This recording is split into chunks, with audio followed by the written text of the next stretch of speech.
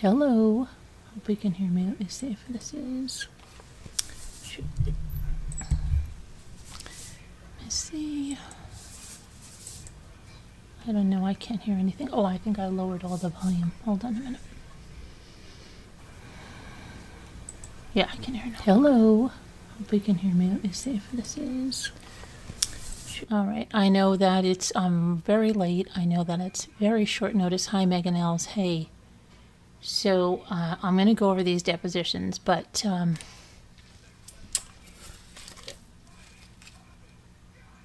let me say by today, okay, so we ended up getting the reservations at this place that we want to go to, right? So GS was calling me, that's my future daughter-in-law, from the early morning, like we weren't going to get it. And then Jimmy came home and then he got them.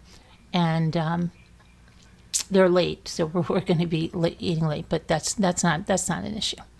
Anyway, so then my daughter's train wasn't going to get in till 8:30, and we had to go shopping. So I didn't want to go to New York shopping because I live on the border of New York and Pennsylvania, and it's just a little crazier. Like this time, I think, to go to New York. So I like Pennsylvania better. So I said, well, we're going to go to Pennsylvania. Of course, my daughter's coming into New York. So my son and Gia went to get her, and then we were going to go out with Ethan and Luke. And then Ethan and Luke said, you know what? Because they spent, Ethan's home from college. All of his friends are home from college. Ethan and Luke are friends with a lot of the same kids. So they said they were going to go over to their friend's house and they were going to go bike riding, and they did that. And they were out till like almost when Jimmy and I were going to go out shopping. So then we said, well, why don't you go out? We'll go get some. And they said, you know what? I think we're going to stay home. We're going to work out. We'll have a pizza. So I said, you sure you want to do that? Yeah, I'll do that, because we were like kind of tired. Luke was working at 8 in the morning. He's got to work at 8 in the morning tomorrow. That's the 16-year-old. And doing like demolition work, okay? And Ethan's going to go with him too tomorrow. So anyway, they said, yeah, it's gonna. You guys are probably going to get back really late, whatever. Okay. So we go to Pennsylvania. We go do all our shopping. And then I see on my 360 that they're moving around. So I call Ethan, and Ethan sounds kind of weird. And I said, what's going on? I'm just going to call it Carly's house. That's not her real name, but around here you got to be careful. I'm at Carly's house. I'll explain what's going on when you get home. Right? So I'm like, okay. Meanwhile, Luke takes the car and he just goes down. I said, where are you, Luke? Well, I'm just going down over here, just sitting in the car listening to music. Why? Oh, we'll tell you later. Okay, so we get home. And then Ethan comes home. We just got home a little while ago. Ethan comes home and he's just standing in the doorway. And I said, what happened? And he said, it's bad. I said, what is it? He said, you saw it on the news? I said, I didn't see it on the news. So, my kids have been friends. They go to a small school system, right? And they were lucky that they've been friends like with really good kids from like the time they're 4 years old. So this girl that I'm calling Carly, he went to the prom with her. They're really, really good friends. And, at one time, maybe more but anyway, they go to college within 30 minutes of each other. So at the Halloween party, she told him, come on down to our college. They're having, good stuff going on for Halloween. So he brought a couple of his guy friends. They went down. At the time, he met a good friend of Carly's. And he also met her ex-boyfriend, who cannot understand that she doesn't want to be with him anymore. And he is 17 years old. His birthday is actually today. He turned 18. The girl turned 18 October 15th. Anyway, from Halloween until now, Caylee let Ethan know that, she likes you. And Ethan and this girl have been talking, texting all night long. Like when he got home yesterday, he's texting. She went to Carly's house before going back to Long Island. And Ethan was going to go there and see her again. And then she said, well, her mother's going, so she'll see her another time. And then today he texted her, and she didn't answer. And so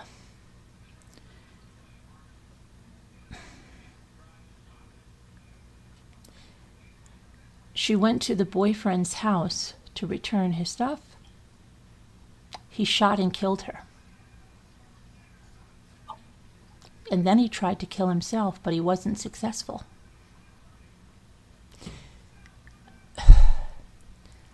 He texted her 164 times.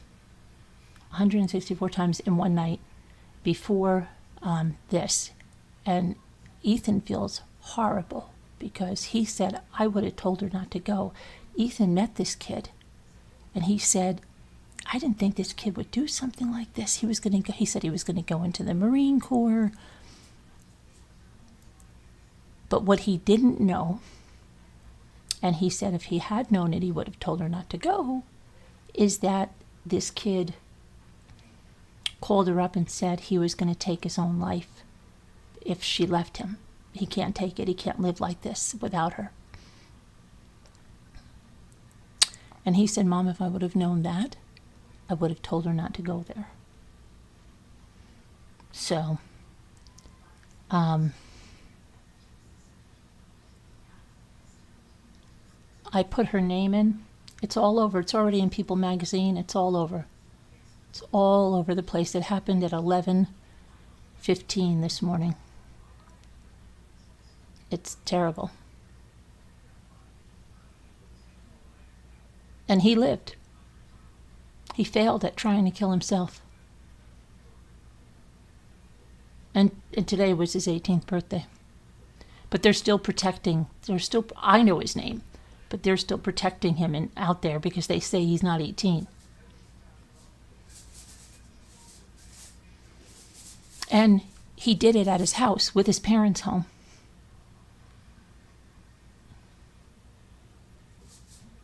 And now, that's where Ethan was. He was over at Carly's house. That's not her real name. Because she's beside herself. This quickly became her best friend. And she said to Ethan, I don't even think I can go back to college now. Because I did everything with her. Everything. And the girl that was killed was going for early childhood education to be a teacher, and she had like a minor in dance, and Ethan said she was always like the one that told she was the leader and told everybody what to do, not in a bad way, like the brains of the operation kind of thing. And now Caylee is beside herself, and it's crazy. So,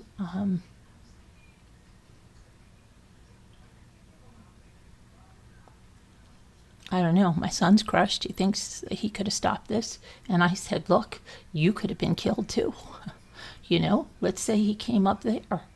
What.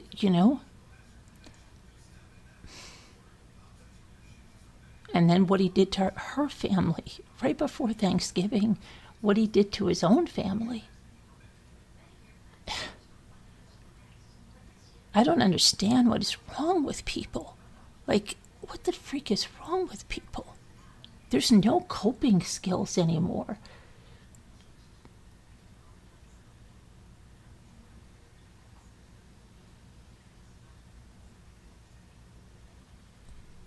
thanks, you guys.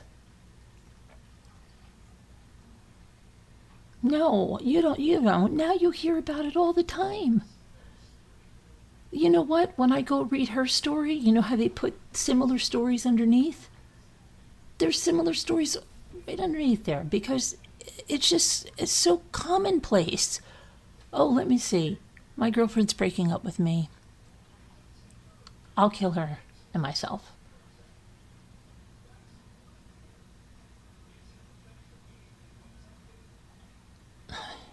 It's terrible. It's just never did I expect this. Never. This is just crazy. No coping skills, and yeah,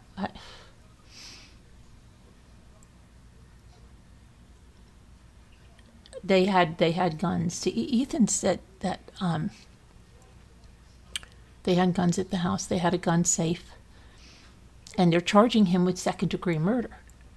But Ethan said this was planned. This was premeditated. So I said, well, when they get his phone and when they find anything, they can, change the charges. They can upgrade them to first-degree murder. And believe me, I will cover this trial.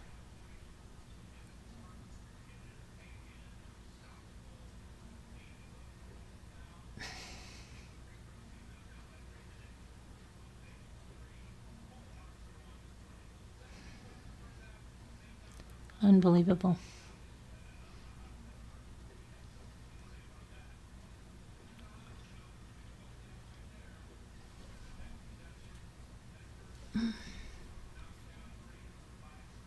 I don't know. I don't know what the hell the world is coming to.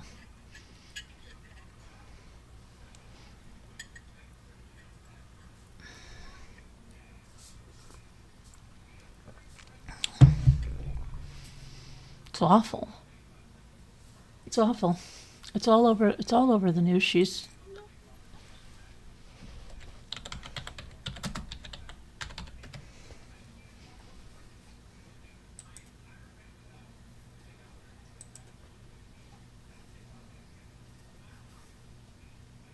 People magazine. That's what I said. I said, Ethan's like, Mom, that's her picture. I said, yeah, it's already in People magazine.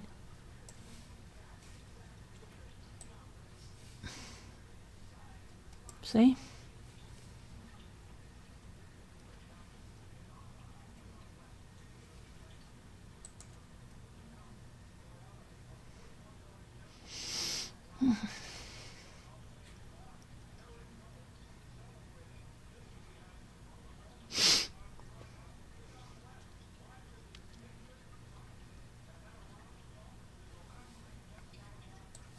Awful.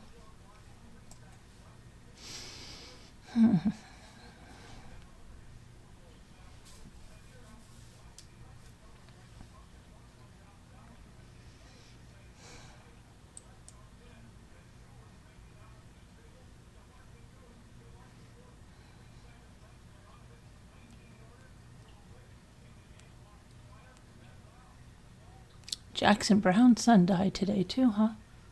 Says Jackson Brown announced the death of his son, Ethan Brown, 52 years old. He was found unresponsive in his home.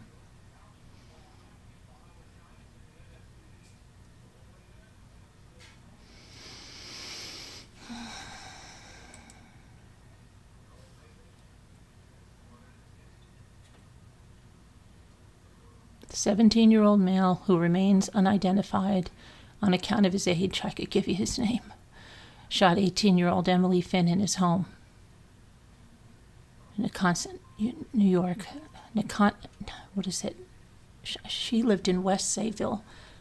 He lived in, where does he live in? Nesconset, New York. It's out in Long Island, Suffolk County. He then allegedly shot himself in the face, and his parents immediately called 911. Emily died at the scene at approximately, that's 11:10. I'm sorry, I said 11:15. That's 11:10. She was a resident of West Sayville, New York. The 17-year-old was transported to Stony Brook University Hospital in critical but stable condition. He will be charged with murder in the second degree and arraigned at a later date.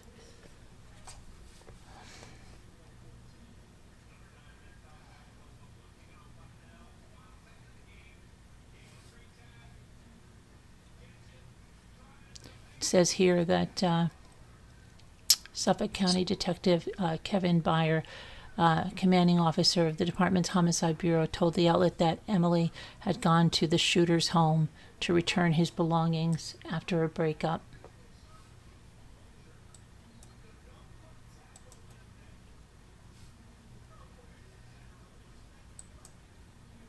It's everywhere. It's in the New York Post.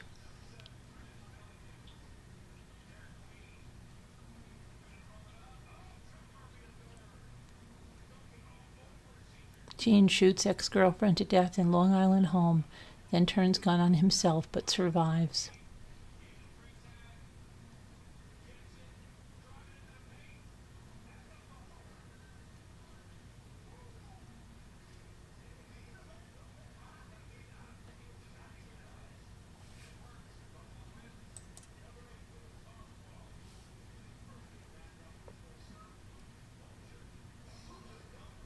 Sick.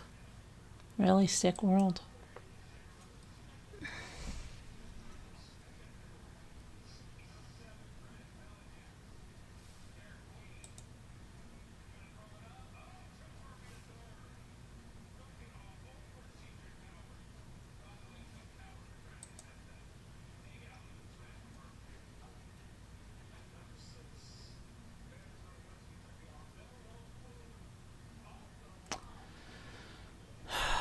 Man.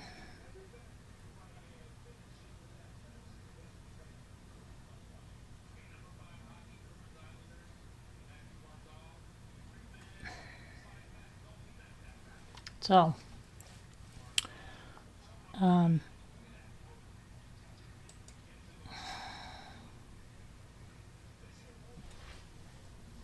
wow. Oh yeah, she was beautiful. She was. And she was a really good friend to a lot of people. And that's this other girl, Carly. She's, I mean, I don't know.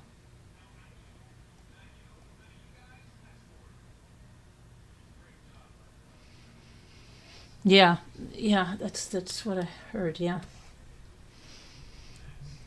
parents were home.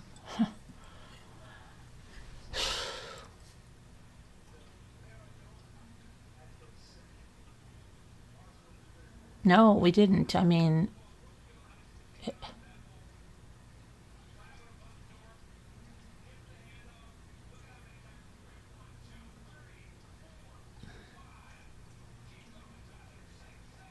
sick. Really sick.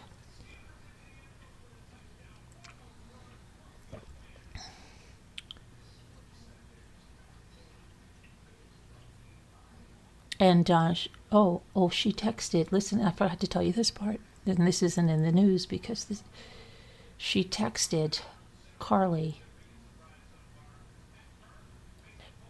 This happened at 11:10, 10:58, and said, "This is not going well. This is not going well," is what she said, something to that effect. This is not going well.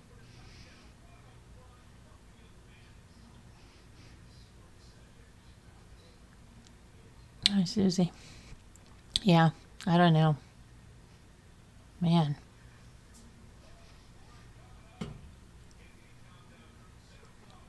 Crazy.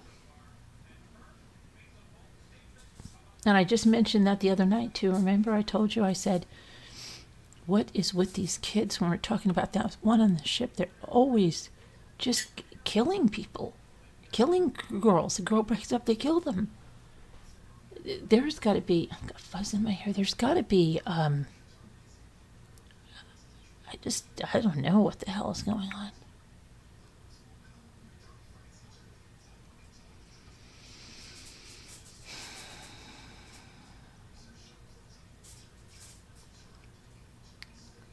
Yeah. Yeah, right, he's 17, okay? And she went away to college.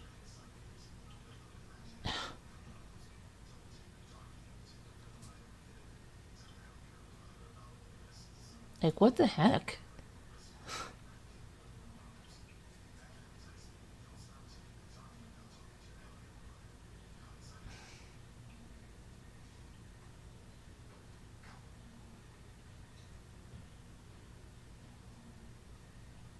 Yeah, I don't know. It's terrible.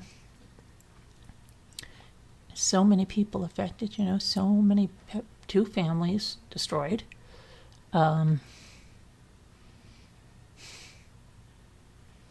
Right before Thanksgiving, right before, there's daughter. Imagine that. Oh, she's coming home. Emily's coming home from college. First year of college, right?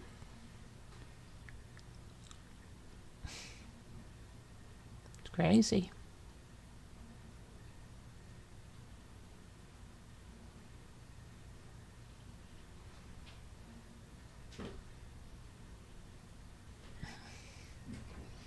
Yeah.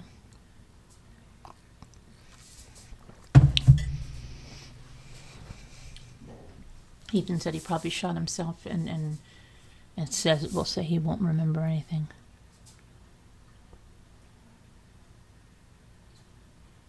No, exactly. Well, his plan was, it's that old one plan, right? If I can't have you, no one will, and I'll go too. Right?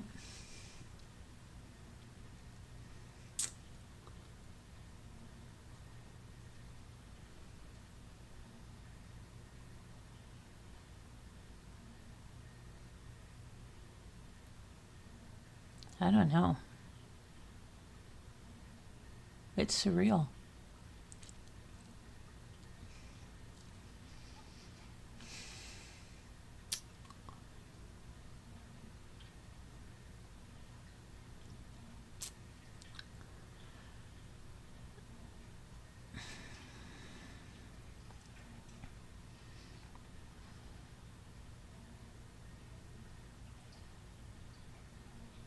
He was on here last night because Bucky's out in Long Island. He asked her, "Do you know where this is?" Oh, yeah, that's a nice area. That's nice. And he was plotting out how many hours it is, and telling me all about her, and she has brown hair. Just. And then the whole night they're texting back and forth, texting back and forth. I don't know.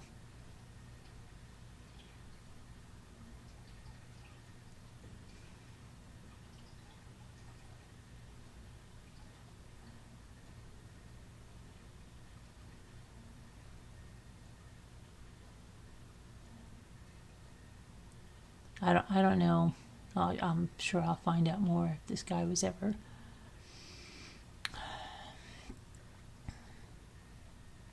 like violent before or whatever. But Ethan did say, "Do you think it's a good idea?" He said, "But if I would have known that he said the thing as he did, I would have told her, don't you dare go there. Don't. That sounds like a dangerous situation." And now he's beating himself up about that. So, I don't know.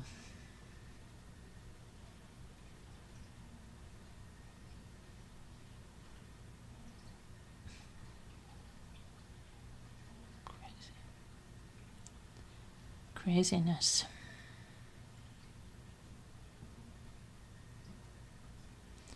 So, anyway, I guess we'll read a deposition and try to get mind to run.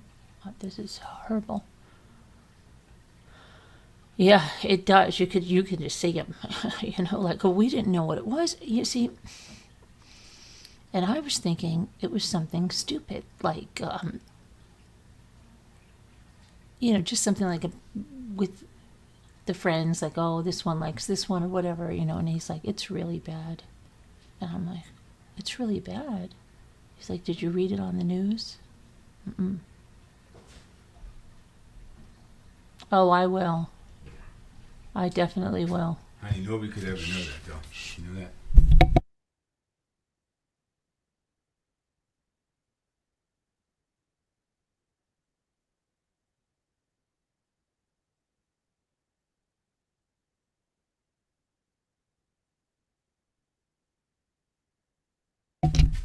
Oh, okay. You never know what people could do? Is that what you're saying? Yeah, you never. I mean, like, who would have thought? Nobody would have thought that was gonna happen. You know, I mean, it's like it's a sad situation. Well, but Ethan's saying if he said that I'm going to take my life, if you leave me. Yeah, but Ethan didn't know that. I mean. No, Ethan said if he did know it. Yeah, maybe. Yeah, he might. You know, but still, people say that stuff, and it's just like, honey, it's just a very unfortunate thing.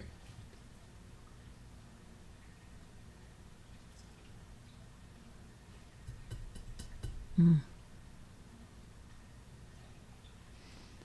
You never know what people are really thinking. No, Jen, you never really know what people are thinking. Sometimes people say things and they don't do it, right? A lot of people, how many times have you heard people say, oh, they're not going to do anything to themselves because of this, that, and the other thing, and then they do it. Oh, you can show. Here, can you put this on the charger for me, please? You never know. I mean, it's just a crazy thing. But today, it's everybody's coping mechanism is to just do the most extreme. No, it's not everybody's, but I mean, it's so many people.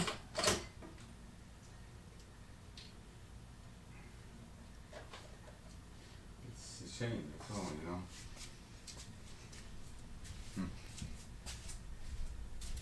Mm. But if they do find stuff that he was planning this, because like Ethan said, why didn't she leave when he went to open up the gun safe? And I said, how do you know he opened up the gun safe? And I said, what if he already had the gun? And then Ethan goes, well, then that would be premeditated. Why did he get second degree? So I said, well, that's just what he's charged with right now. They're going to take his phone. They're going to go through the phone. They're going to go through all these freaking text messages. They're going to go through all of his activity, his searches, all of this stuff. And if they find out that then they'll change it to premeditated, to first degree.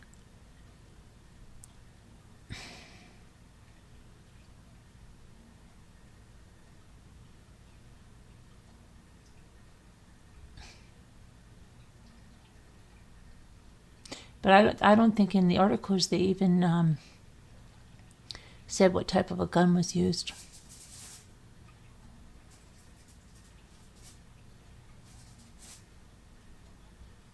And you know what the thing is? He shoots and kills her immediately. She's dead at the scene, right? But he's unsuccessful taking his own life.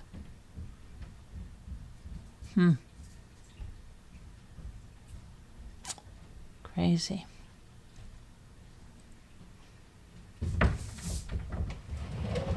What's up? I can't go to bed. I'll just help. We brought you something. What was it? Food? Yeah. I have some. That's something I eat.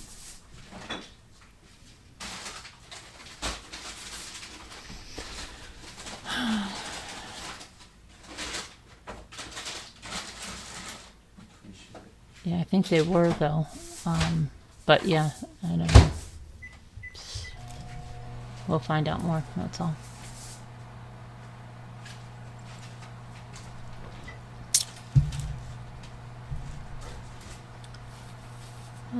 So let's see. Caylee Anthony. So I have the depositions tonight. I think I have depositions of who do I have? George and Cindy.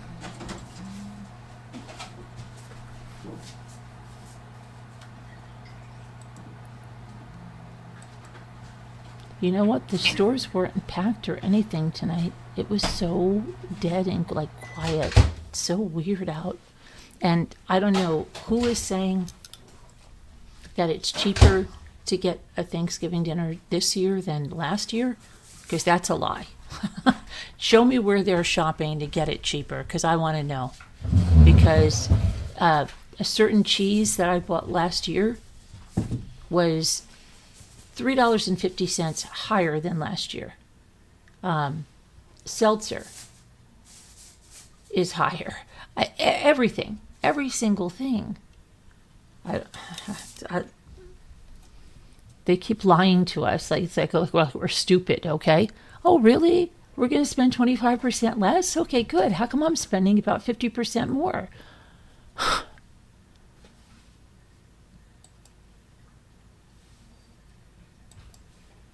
Because, oh, I didn't even get to tell you. So then we get the reservations, and then Jimmy says, well, I want to cook a turkey anyway. So the thing is, it would have never, like, well, he could have if he stayed up all night, like, giving it a hot water bath. So we're going to cook that on Friday. So we're having 2 Thanksgivings. I don't know. I don't even know what the... But I'm not going to go, like, nuts. So we're just going to... It'll be okay. Especially now. Let's see. Where's her deposition?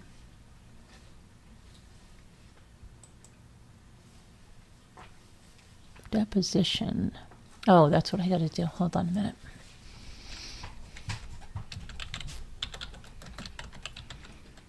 Anthony.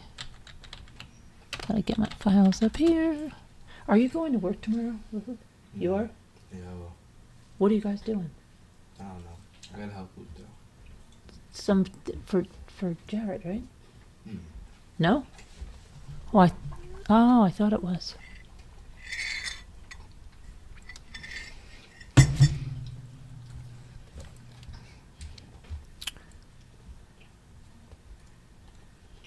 Let me see what this one is. Do we want to look at George? Let's do Cindy Anthony first.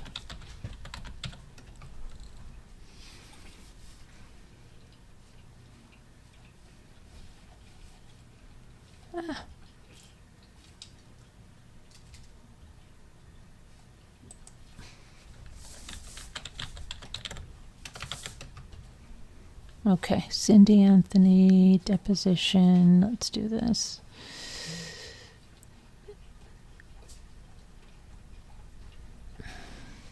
What is this one?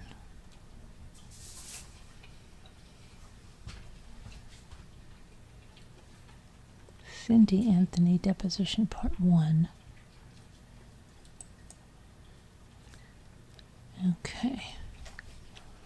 All right, let's see here. So this happened July 28th, 2009. So this was a year and 12 days after Casey was arrested. Appearing on behalf of the plaintiff is Jose Baez, and appearing on behalf of the defendant is Bradley Conway. Okay. State of Florida versus Casey Marie Anthony, defendant. Well, that doesn't make any sense, does that? Oh, I'm sorry. Hold on a minute. They have this backwards in the writing. Okay, I know.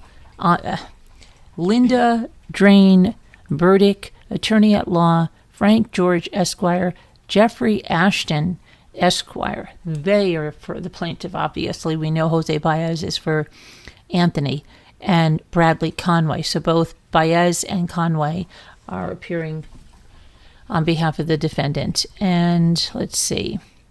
This is the testimony of Cynthia Marie Anthony, direct examination by Ms. Drain Burdick, and direct examination by Mr. Ashton. And they have, this is the deposition of Cynthia Marie Anthony taken on behalf of the plaintiff, July 28th, 2009, beginning at 1:15 p.m. at the office of the state attorney, Orlando, Florida, before dawn matter, okay? So she was sworn in, Cindy, and then she's going to have a direct examination by Ms. Drain Burdick. And she's, all right, good afternoon. This is the case of the state of Florida versus Casey Marie Anthony. My name is Linda. We don't need all the formalities there. Then they ask her for her full name, Cynthia Marie Anthony, okay, and Mrs. Anthony, have you ever given a you have given a deposition before, correct? Yes. That was a videotape deposition, if I'm recalling, and Cindy says that's correct. And then it says, as you see here today, we have no videotape. This is simply an audio recording. The court reporter is going to need us to speak up, not necessarily screaming at each other, we hope, but just as loudly as we can so the microphones that are in front pick up everything we say. Cindy says okay. And then Burdick says, okay, you're here for a deposition pursuant to a state attorney issued subpoena, which means that this is compelled testimony. Do you understand that? Did you talk to your lawyer about that? Cindy says yes. They said, okay. The reason I mention that is because a subpoena issued by the state has certain protections with it, which are used and derivative use immunity. Do you know what that means? And Cindy says, not really. And her lawyer, Mr. Conway, says, this is what we talked about the other night. But go ahead and I'll explain it on the record so it's there. And then Ms. Burdick says, okay, whatever you say to us today cannot be used against you even if you perjure yourself.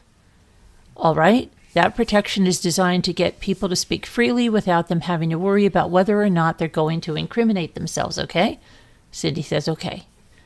Then they say it could be used against another person, but anything that you say or any information that we develop as a result of what you tell us cannot be used against you. Okay, she says. Then Mrs. Burdick says, that's use and derivative use, all right? Do you have any questions for your attorney about that? Cindy says, no, I don't. And then Ms. Burdick says, before we begin, okay, all right, if you need to take a break at any point in time during the deposition, since I think that we'll be here for a little while, just let me know.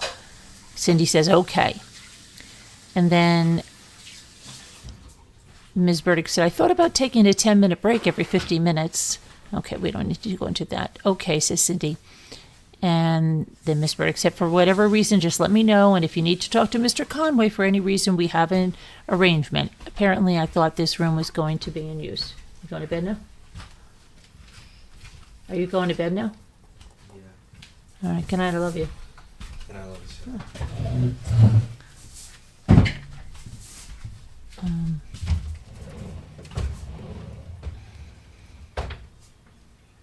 So apparently I thought this room was going to be in use. We don't need to hear about that. So let me just get something. Let's see if I can. Okay. So she's just explaining it. I'm going to get right to the questions. They're just going over everything. Okay, let's get right to the questions. Talking about the transcript and how the lawyer can object and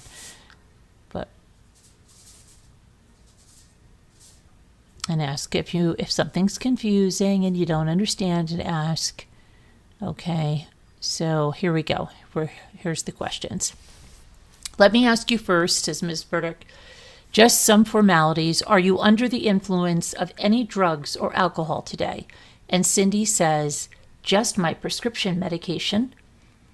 And Ms. Burdick says, all right, does it affect your ability to understand? Cindy says, no.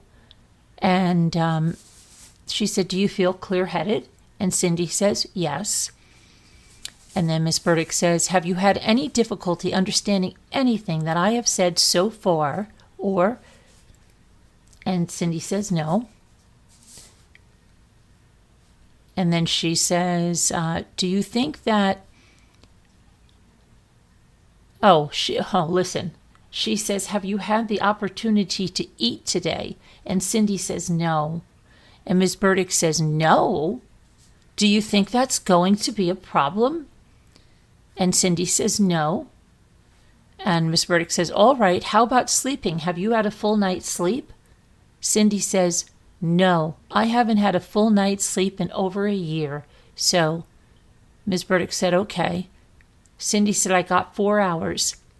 That's good. Question. Then she says, all right. And then Cindy says, I'm good. And then Ms. Burdick says, that's enough for you? And she said, I'm good, Cindy.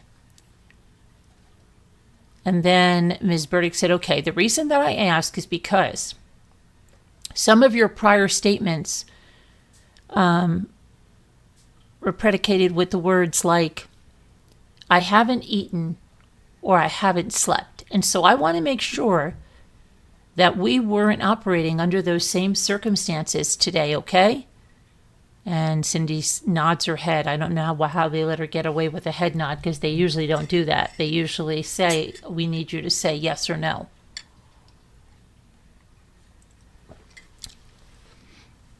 And then Ms. Burdick says, are you prepared to go forward at this time?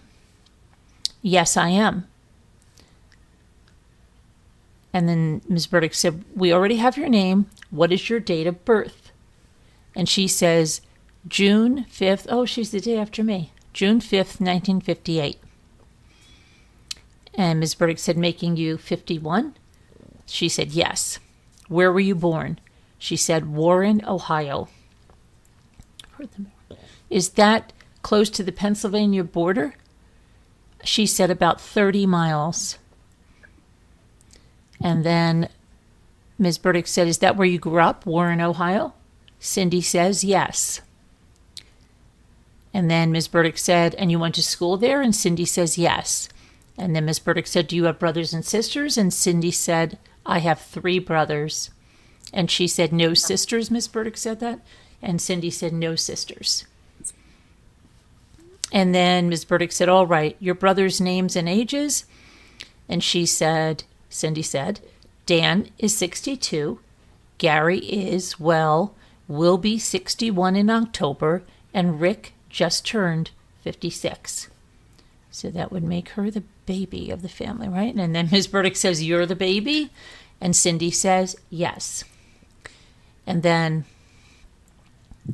let's see, she said, Ms. Burdick says, all right, and both of your parents are still living? And Cindy says, yes.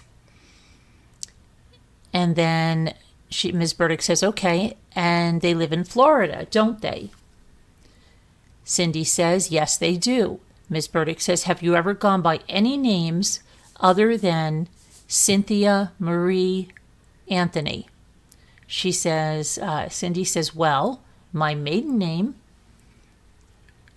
Plessia. It's Plesea. So is it Plessia or are they saying Plessia? I don't know. Plessia? Maybe they're saying Plessia. That sounds better, right? Doesn't it? That's what we say. Okay, how do you spell that? And then she spells it Plesea. And then Ms. Burdick says, it sounds like there's an H in there. Okay, so that's good. Plessia. So it must be pronounced Plessia. And so Cindy says, yes, but there's not. And Ms. Burdick said, but there's not. And Cindy says, it's Romanian. And let's see. Then Ms. Burdick said, okay, where do your brothers live? And Cindy says, my brothers, Dan and Gary, live in Florida. And my brother Rick, that's the one that wrote that really bad note, lives in South Carolina. And they say, okay, Ms. Burdick, do you have your high school diploma? And Cindy says, yes. And then Ms. Burdick says, any college? Cindy says, a nursing diploma. Ms. Burdick said, how do you get that? And Cindy says, nursing school. Ms. Burdick says, okay, was that affiliated with a hospital? And Ms. Burdick said, yes, a 3-year hospital program. And Ms. Burdick said, okay, when did you finish that? And Cindy says, 1979. Ms. Burdick says, did you specialize in any specific type of nursing? And Cindy says, initially pediatrics and then orthopedics since 1981. And Ms. Burdick said, did you attend that school in Ohio? Cindy says, yes. Ms. Burdick says, aside from the past year, have you ever had any psychiatric or psychological treatments? Cindy says, no. Ms. Burdick says, are you married? Cindy says, yes. And Ms. Burdick said, is this your first and only marriage? Or is this your first or only marriage? And Cindy says, yes, my only. Ms. Burdick says, okay, what year did you get married?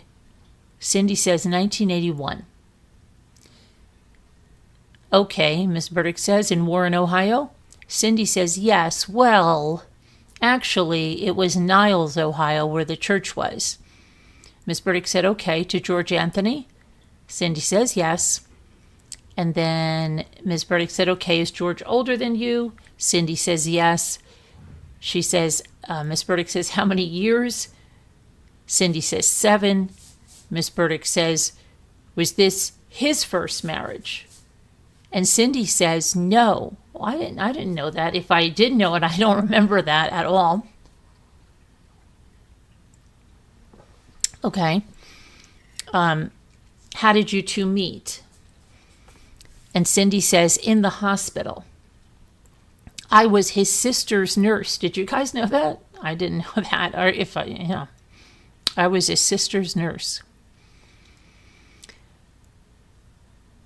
And then Ms. Burdick said, if you could give me a narrative of the employment that you've had since nursing school.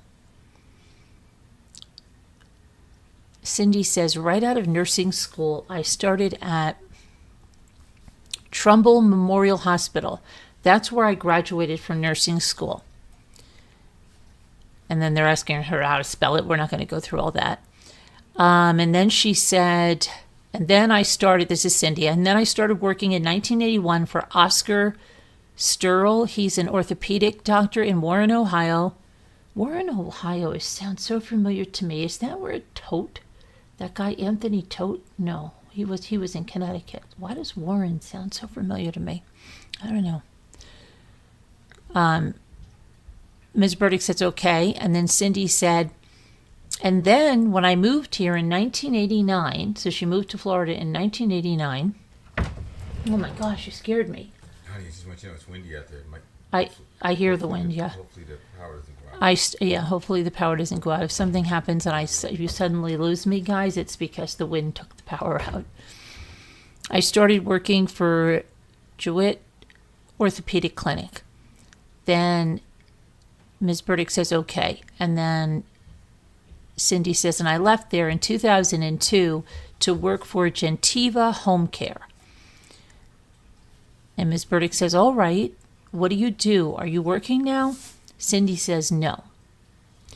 Ms. Burdick says, okay, are you on some type of sabbatical? FMLA? And Cindy says, yes. Ms. Burdick said, how would you? Cindy says, I'm on disability leave right now. Ms. Burdick says, okay. So at some point in time, you desire to go back? Cindy says, yes. To Gentiva, says Ms. Burdick. Cindy says, yes. Ms. Burdick says, what was it that you were doing for them? And Cindy says, I'm a manager of clinical practice. Ms. Burdick says, which means, what would you do on a daily basis? And Cindy said, I have a caseload of patients, about 120 patients, and I have a staff of nurses and physical therapists, which I have to manage. And then Ms. Burdick says, okay, is that, you said you had a caseload of clinical patients? She says, yes. Cindy says, yes. Ms. Burdick said, so did you still do hands-on work? Cindy says, no. She says, Cindy elaborates, my nurses and therapists out in the field did. I had to review all of their paperwork and submit their care plans to the physicians and make sure all the orders were complete. Make sure the insurance was, billed and everything. Where was that? We were just talking about somebody and she made it sound like she took care of, Diane Downs, right? She ran everything in that prison. Okay. So Ms. Burdick says, taken care of, right? Cindy says, so yes. And Ms. Burdick says, all right. And then Cindy said, like a case manager. Ms. Burdick said, okay, how long has it been since you've worked hands-on with patients? Cindy says, since 2002. And that was with Jewett, Ms. Burdick says. Cindy says, yes. What exactly did you do? Ms. Burdick asks. Cindy says, I was a staff nurse there. I did everything. I mean, at Jewett, we assisted the doctor in procedures. I did casting. I did procedures myself. Just typical doctor's office stuff. Ms. Burdick said, and then your employment prior to that.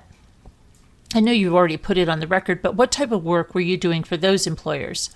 And she says, at Dr. Sterrell's office, I pretty much did the same thing. I assisted in surgery. I did office work, with patient care. And then at the hospital, I worked on pediatrics, and then I rotated through all the floors.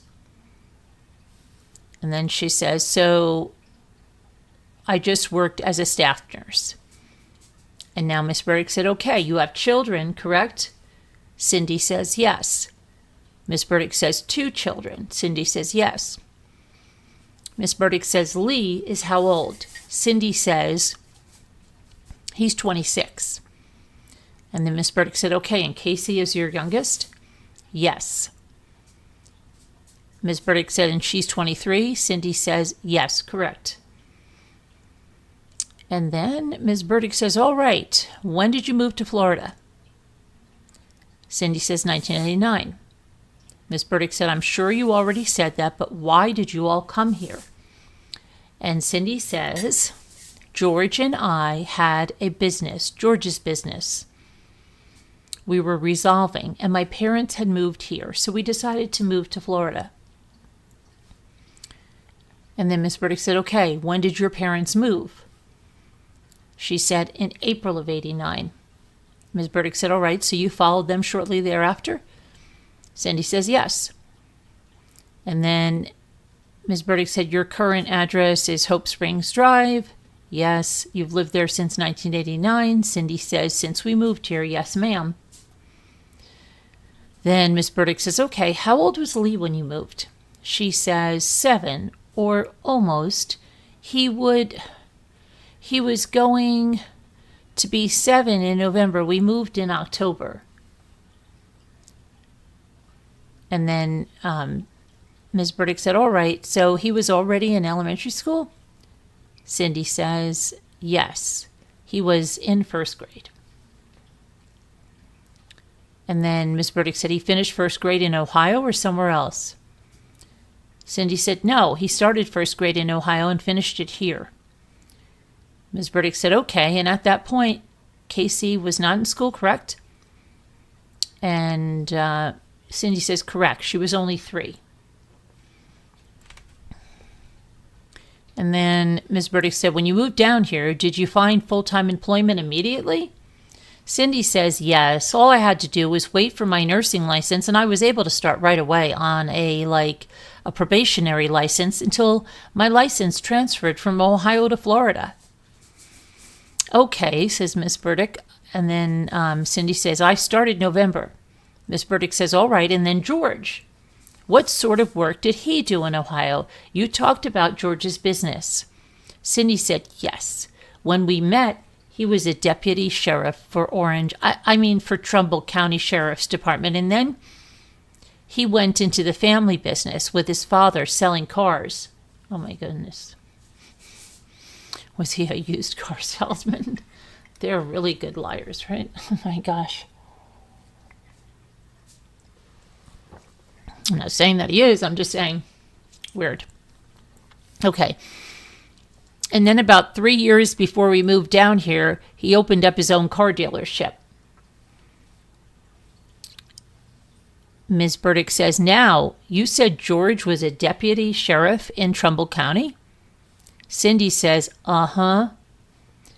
Ms. Burdick says, was he a patrol officer? Cindy says, well, when I met him, he was an undercover detective. Then Ms. Burdick said, okay, what type of work was he doing?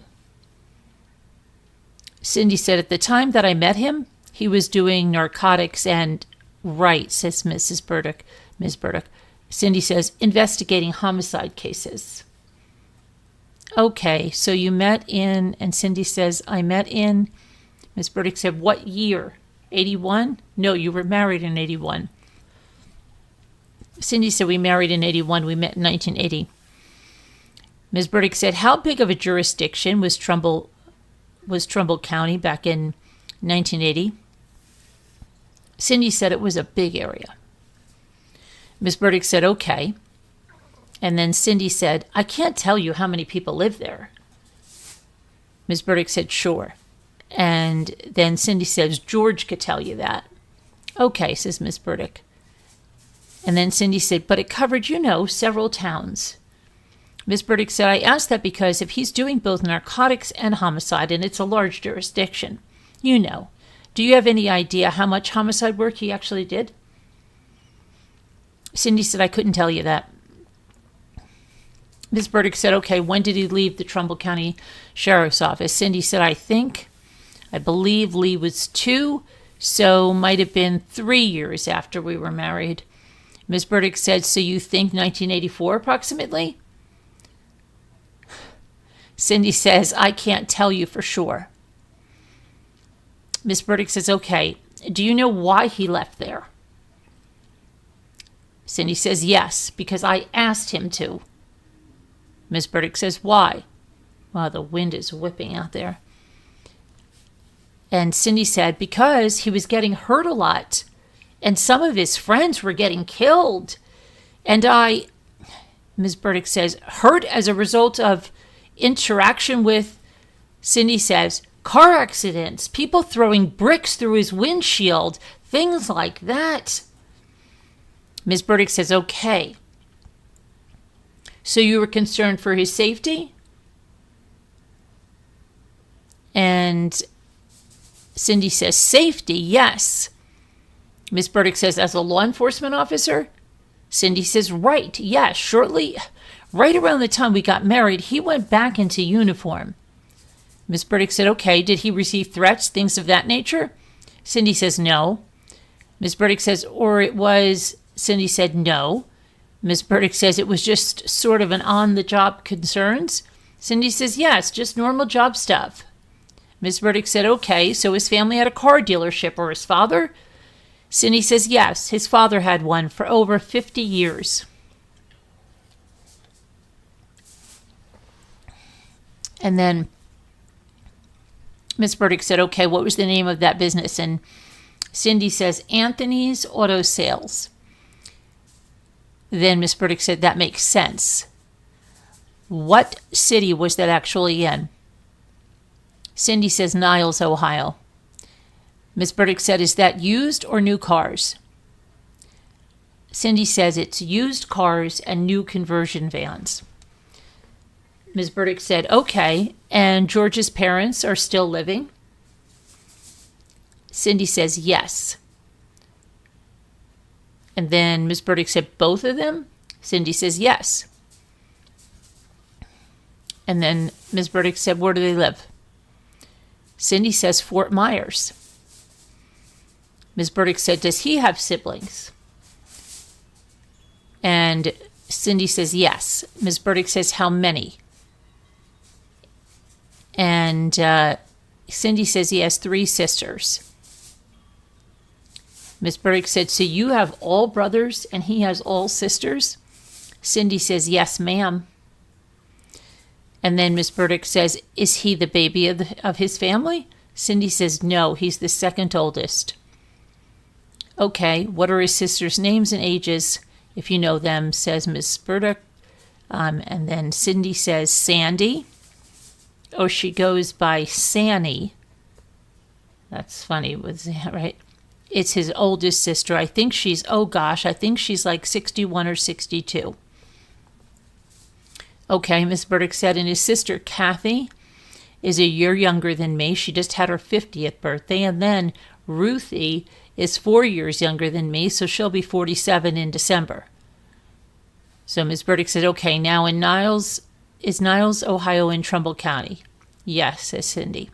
Is Warren, Ohio in Trumbull County? Yes, says Cindy. Okay, is Warren the biggest city in Trumbull? Yes, says Cindy. Do you have regular communication with your brothers? Cindy says, not so much, my brother. Dan, my oldest brother Dan, not so much with my second brother, Gary. He's just kind of a loner. And then my other brother, Rick, we have it since last year.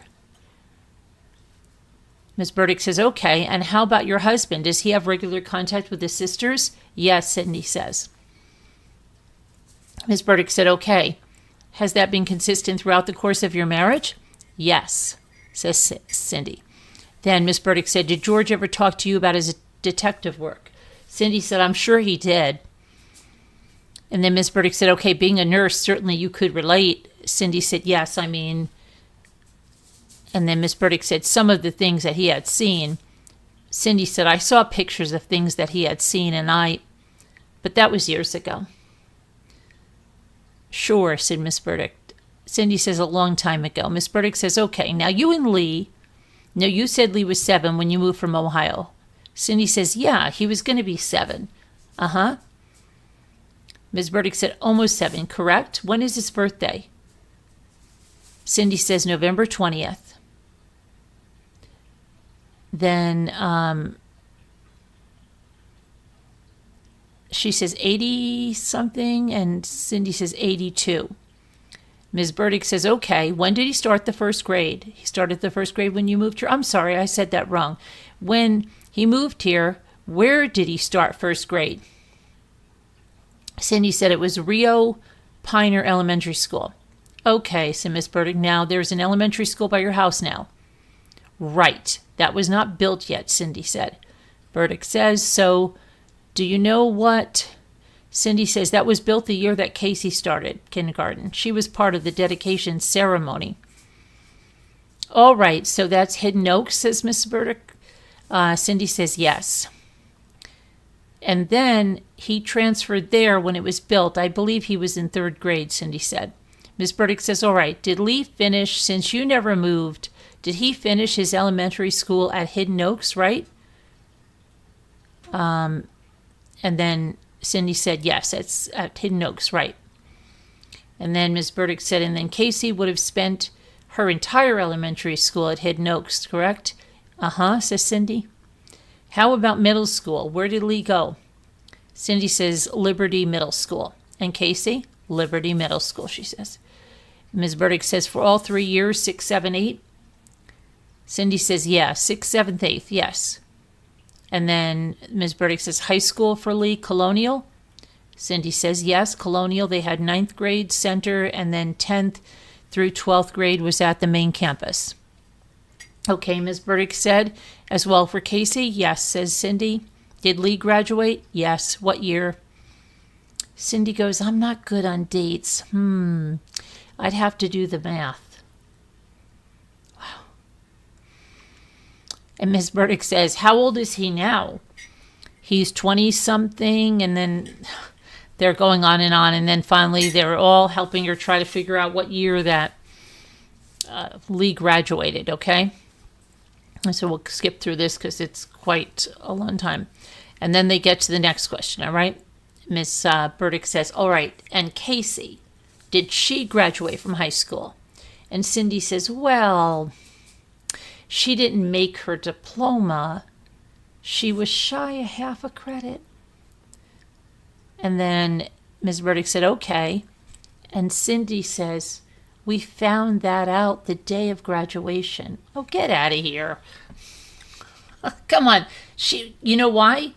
Because I guarantee you Casey was probably intercepting any messages from the school and then said, oh my gosh, they just told me the day of graduation. Probably all came from Casey. There's no way they would tell somebody that on the day of graduation. Come on. And then, let's see, Ms. Burdick said, okay, did you ever find out how that happened? And Cindy goes, yeah, I figured it out. Ms. Burdick said, you discovered it at the last moment? Yes, said Cindy. It was an English class, and they switched her. You know, I think it was her junior year. They switched her a month into English, and after she had already gone through all the summer preparation through this other teacher, they switched her to another class. And when she got to this other class, he was so he was doing different things than her other teacher. So she was getting zeros. So I pitched a fit with the guidance counselor, and he said, don't worry about it. Well, it came back to haunt us later on. So Ms. Burdick said, okay, did she ever make that up, that credit, and get her diploma? Cindy says, she started it. I mean, I was talking to her guidance counselor, but I had progress with him and everything, and we thought it was all completed, and we found out it was just half of a credit shy because she just dropped that first semester. Cindy says, Ms. Burdick says, okay, Cindy said, and she got half of it, but missed like a quarter of the last half. Ms. Burdick said, did they ever give her a diploma? No, says Cindy. Okay, says Ms. Burdick, did she ever make that up by getting a GED? And then Cindy says, that's what we were working on. She's always we. Do you notice her and Casey are always we? We. All the way home. Okay. That's what we were working on. She was going to try to do that last year, Ms. Burdick. So if she would have had that half a credit and graduated with her class, that would have been in May or June of what year? 84, do you think? Casey's like, Cindy's like, probably, yeah. Not 84, I'm sorry, 04. 04. Then the Ms. Burdick says, okay, does George have a nickname? Cindy says no. Ms. Burdick says no nickname at all? Cindy says, huh? Ms. Burdick says, how about Lee? No, says Cindy. Casey? Cindy says, no. We called her Bud or Matilda when she was little, but that didn't stick with her. Bud, well, I'll explain why later. She'll explain why later. Ms. Burdick says, all right, Casey's birthday's in March, correct? Cindy says, yes, March 19th. Where was she born, says Ms. Burdick? Warren, Ohio. Did you have any problems during your pregnancy with Casey? No. Ms. Burdick says, was she full term? Yes, Cindy said. Any post-delivery problems with her? Cindy says, no.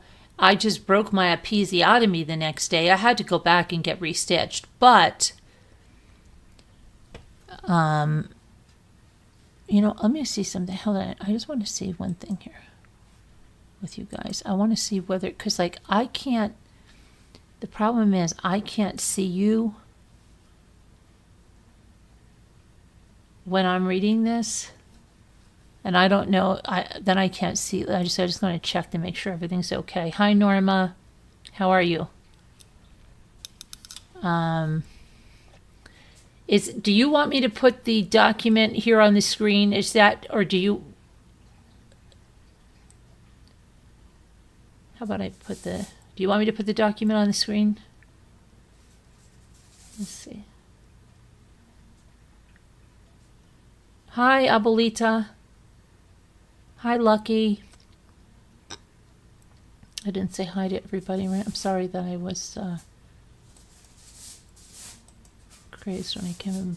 Megan Els and everybody, Jen Grill, Chrissy. Oh, you're okay? It's okay to read it like this? You're all right? Because sometimes they say, oh, I'm reading it. Okay, sorry. All right, let me get to... Where's my thingy? Okay.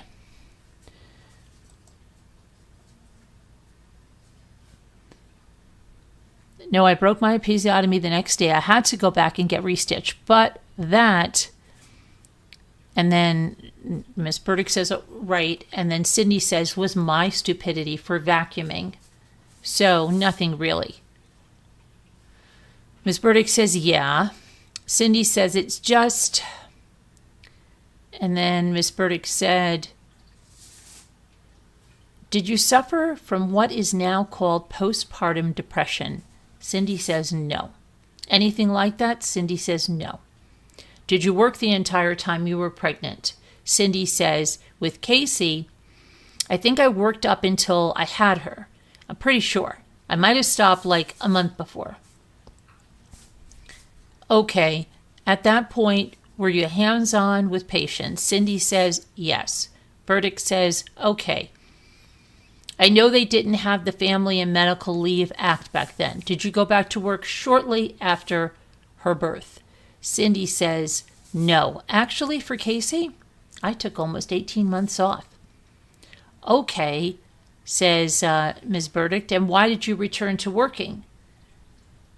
And Cindy says, it was time for me to go back. With Lee, I went right back out to work. So with Caylee, I wanted to stay home. It was right before Lee went back to or started school, so I wanted to spend time with them. And then Ms. Burdick said, okay, so you were a stay-at-home mom? Cindy says, yes, for a year and a half. It was nice. Ms. Burdick said, when you went back to work, where did Lee was already going to school, right? And Cindy says, yes, well, just about. Ms. Burdick says, kindergarten? Cindy says, yeah, just before he went back to kindergarten, he was still home. Then Ms. Burdick says, all right, but Caylee, of course, was still a toddler? And she says, uh-huh.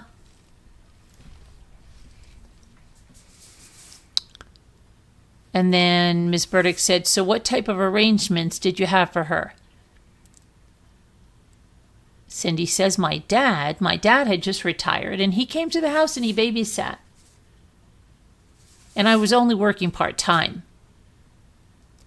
Okay, says Ms. Burdick, your dad came every day? Cindy says, yeah, I only work part-time and Okay. Cindy says, yeah, I had only worked part-time after Lee was born. I didn't go back full-time until later. Okay, and Miss Burdick says, do you remember when you started full-time or when you resumed full-time? Cindy says, probably before we moved here, sometime in 89. And then Miss Burdick says, okay, so trying to keep track of things here, part-time until Caylee was maybe 3, and then you all moved here? Cindy says, yes, well, I was full-time just before we moved here. Okay. And then Cindy says, we didn't move until October. Ms. Burdick says, that's when I moved to Florida, October of 89. Oh, okay. All right. So then she says, so when you went full-time, did your dad continue to watch Caylee? And Cindy says, no. I think, well, he probably did. It was probably a combination of my dad and my mom at that time. Ms. Burdick said, did they come to your house or did you take Caylee to theirs? Cindy says, when my mom watched her, I usually took her to their house, which was right around the corner from where I worked. Ms. Burdick said, okay, and your dad came to your house at your house? Uh-huh. Yeah, he liked to come to the house. Ms. Burdick said, all right, did you have anybody that watched her aside from your parents? Cindy said, no. Not while I worked. I mean, if George and I went out or something, we had a babysitter once in a while. And then Ms. Burdick said, okay, aside from your parents, a sitter? Yeah, we had, Ms. Burdick said, like, who would be paid? Cindy said, yeah, we had a neighbor that lived across the street with several girls, teenage girls, so it was handy. Ms. Burdick said, all right, well, then your parents moved to Florida. Cindy said, uh-huh. Miss Burdick says, so that kind of, did it cause a problem in sitting? Cindy said, no. Like I said, George was able to watch the kids too. Miss Burdick said, okay, all right, so you decided to follow them to Florida. Where did they move to? Cindy said, Mount Dora. And then Miss Burdick said, okay, but you came to Orlando instead of Mount Dora for work-related reasons? Cindy said, yeah, I figured there would be more going on in Orlando than Mount Dora. Ms. Burdick said, probably true, and said, okay, we already talked about the fact that you got full-time employment after your license transferred. Cindy said, well, actually before. I was able to work, but I mean, it took me about a month to get settled in the house before I started working. And then Ms. Burdick said, okay, Casey is still not in school. What sort of arrangements did you have for her? And Cindy says, we actually worked our schedules. George worked midnight turn and I worked day turn. So he would have met me at Jewett and pick the kids up or Casey up. If it was summertime, he picked both kids up.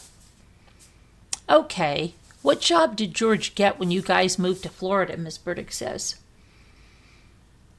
Cindy says he started out at he used to be at the arena, the Orlando Arena. It was called the Centroplex. Uh-huh, says Miss Burdick. A security officer, Cindy says. Miss Burdick says, okay, inside the arena or in some of the parking garages? Do you have any idea? Cindy says, inside the arena. Okay, says Miss Burdick. Cindy says he worked for the whole complex. I think they did the Bob Carr too, so... Ms. Burdick said, how long did he have that job? Cindy says, oh, I can't remember, several years. Ms. Burdick said, do you recall a chronology of George's employment from the time you moved to Florida until... And then Ms. Burdick said, Cindy answered, he's had a lot of different jobs. I would not want to, Ms. Burdick said, try to put the dates on them. I don't want to mess it up, Cindy says, yeah. Ms. Burdick says, okay, mostly in the same field or a variety? Cindy says, after he went to the arena, I know he worked for the Orlando Sentinel in security, and then he transferred to circulation. He was there for several years. I'm trying to think when. He had a knee injury that caused him to leave there, and that was early 2000s, probably 2001, something like that. Most of his jobs have been in security. Ms. Burdick said, okay, did he ever want to return to law enforcement? Cindy says, no, not really. Ms. Burdick said, never expressed a desire to do that, and you said, no, once we were done with that, we were done? Cindy says, yeah, I mean, if he would have returned, if he would have been in Ohio, he would have returned back to that department, but not since we lived in Florida. Ms. Burdick says, okay, did Lee have problems in school at all? No, says Cindy. What kind of student was he? Cindy says, he was a good student. A, B student. Was he a quiet child? How would you describe him as his mother growing up?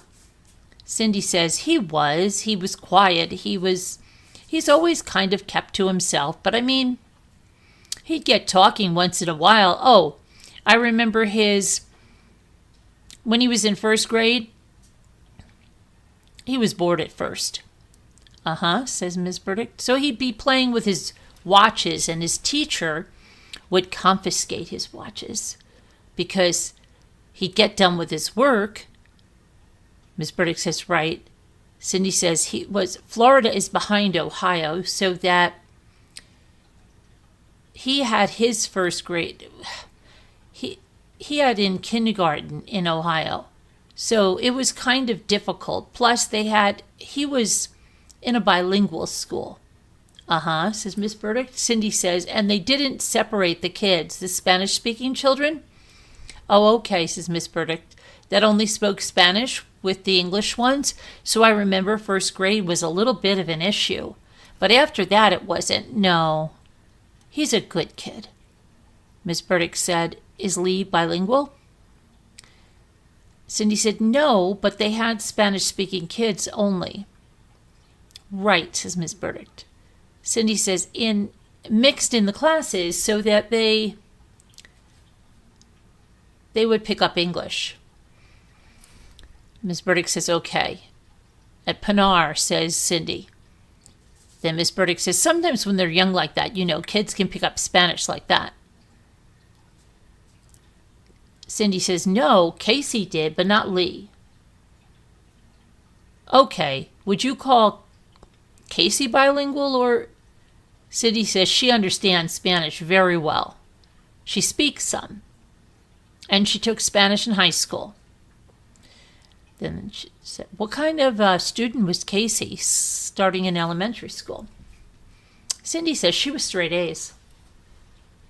Okay, says Miss Burdick. Did that continue as she hit puberty? And says Cindy. And then in middle school and high school? And Cindy said, yeah, she had, mostly A's all the way through. And then, she started getting a few B's, probably in middle school. And then in high school, she had B's and, A's, B's, and maybe 1 or 2 C's. But she was just half a point off from getting her diploma. Come on. Especially if she was like this really good student. Come on. They would have said something a long time ago if that was true. In my opinion. So Ms. Burdick says, all right, so I take it that she wasn't one of those kids that's constantly having to have the teachers contact their parents. No, says Cindy. Ms. Burdick says, because there's issues in the classroom. And Cindy says, no, never had problems. I never had. I mean, like I said, I was contacted probably twice in Lee's whole school year, and Casey never.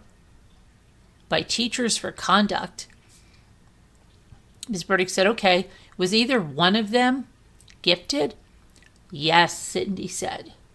Lee was in gifted. Okay, not Casey, Ms. Burdick said. She says, I don't think we ever tested her for gifted. Then Ms. Burdick said, of the two of them, who is the better student overall, academically?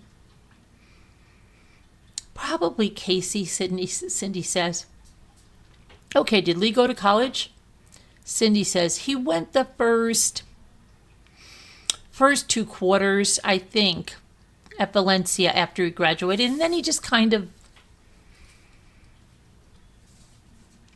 quit, said Miss Burdick. Well, says Cindy, it was kind of interfering with his job at the Sentinel. He started working at the Orlando Sentinel. So, doing what, Miss Burdick asked? Cindy says he was, I don't know if they call it telemarketing or what, but he was there like selling. Miss Burdick says, you don't just want the paper on Sunday, you want it all week? Yeah. Type of person, says Miss Burdick. And then Cindy says, and then he would also handle any calls coming in about their circulation services and stuff. So I'm not sure what position was called, but he did very well there. Okay, Miss Burdick said, how long? You don't know how long he was there or why he left? Cindy says, he was there for several years. I'm not sure why. I mean, I'm not sure if he left because of another job or not. So then Miss Burdick says, are you aware of Casey ever going to college classes? No, says Cindy. She mentioned that, she was going to take some classes without a high school diploma or a GED, right? Okay. Miss Burdick says, okay, did Casey ever indicate any sort of aspiration to you? When I grow up, quote, unquote, I want to be that was realistic, not something that she might have said in elementary school, but later on. Cindy says, yeah. She had a lot of offers for a lot of photography schools. Isn't that funny? She was really into photography, and so was Jodi Arias, right? Yeah, very good. Miss Burdick says, okay. And then Cindy says she had taken photography in high school, and there were several schools that wanted her. Too bad for that half a point, right? Okay. And then Cindy said she had taken photography in high school. Oh, excuse me, we just went through in Florida, and then Cindy says there were some in Florida and there's some in California. And we were talking about pursuing, see, here we are, we, again, and we were talking about pursuing that. And then she got pregnant with Caylee. Okay, says Mrs. Burdick. So during high school, she indicated to you that she might want to be a professional photographer. I'm imagining, and you can correct me if I'm wrong, she developed some sort of portfolio? Uh-huh, says Cindy. Okay. And then presented that along with an application to these schools? I know she did a lot of her counselors helped her do that in high school, says Cindy. Okay, says Miss Burdick. Now she didn't get pregnant until when? 2005 or late 2005, or Cindy says Caylee was born in 2005. So it was at the end of 2004 when she was pregnant. Okay, at least 6 months after high school, Miss Burdick, was over. Does that sound about right? Cindy says yes. Ms. Burdick says, okay. When did you find out she was pregnant? I think it was late June of 2005. That's what Cindy answers. Did Casey have playmates in the neighborhood when she was small? Miss Burdick asks. And Cindy says, yes, she did. Did you allow her to go to their house, or did they all come to yours? Like sometimes there's a house in the neighborhood where all the kids like to go. Cindy says, yeah, ours was usually that house that everybody came to. But she did go to several houses that girls no longer live around us. I mean, we moved there. She had a best friend that lived in the cul-de-sac, and she moved away.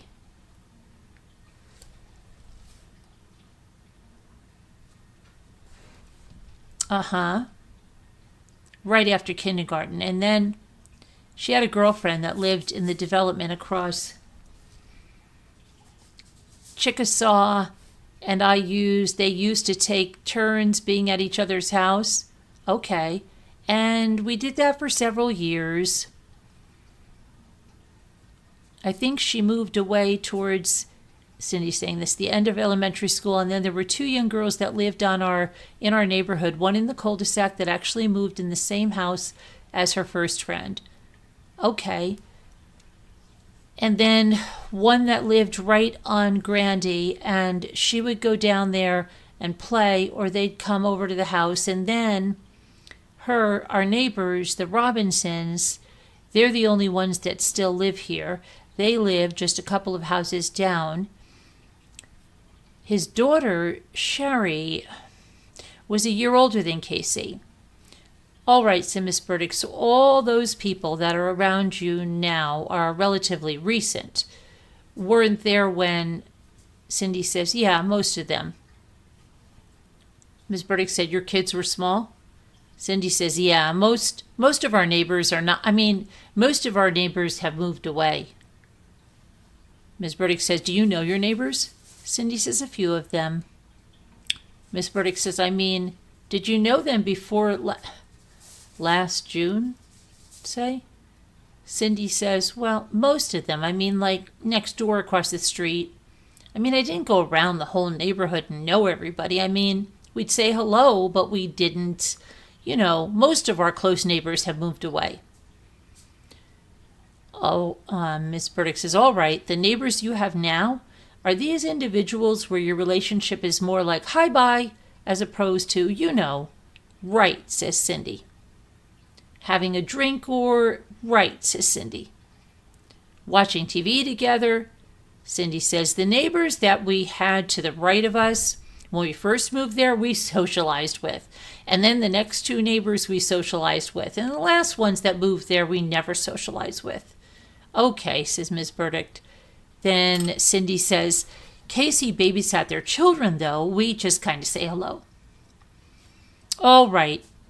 Would you say that as a young girl, Casey was able to develop lasting relationships with her peers? Yes, says Cindy. Female? Yes, says Cindy. Young girls as a young girl? Yes, says Cindy. How was her relationship with her brother growing up? Typical, brother, sister. They got along, they didn't get along, Right. And they were really close most of the time, just like my brothers, Right. Cindy says, just typical. Ms. Burdick said, now, how much of the discovery do you think that you've read in this case? Bits and pieces, says Cindy. Ms. Burdick says, because right now we're at 8,000 pages and 100 discs of digital type evidence. It's a lot for one person to go through. Cindy says, yeah, there was a time when I would do a little bit and then I'd get away because it was just too much to read. And, okay, says Ms. Burdick. Cindy says, it wasn't advised for me to do that, or it was advised for me not to do that. Okay, are you aware that there are, I believe, 2 individuals who have given statements that Casey told them Lee was inappropriate in an S way with her when she was younger? Did you hear about that? Cindy says, I'm aware that Jesse Grund has said that. Yeah. Yes. Okay, do you know anything about that? No, says Cindy. Okay, as a teenager or a young girl, Casey never disclosed to you? No, says Cindy. Miss Burdick, that anybody, let alone her brother? Correct, says Cindy. Had done anything like that to her? That's correct, says Cindy. All right. Do you have any knowledge as to whether or not Casey was bullied in school? Cindy says, not that I'm aware of. I think there may have been one time when someone picked on her, and I think Lee. Ms. Burdick stood up for her. Cindy stood up for her, and I think that was in elementary school.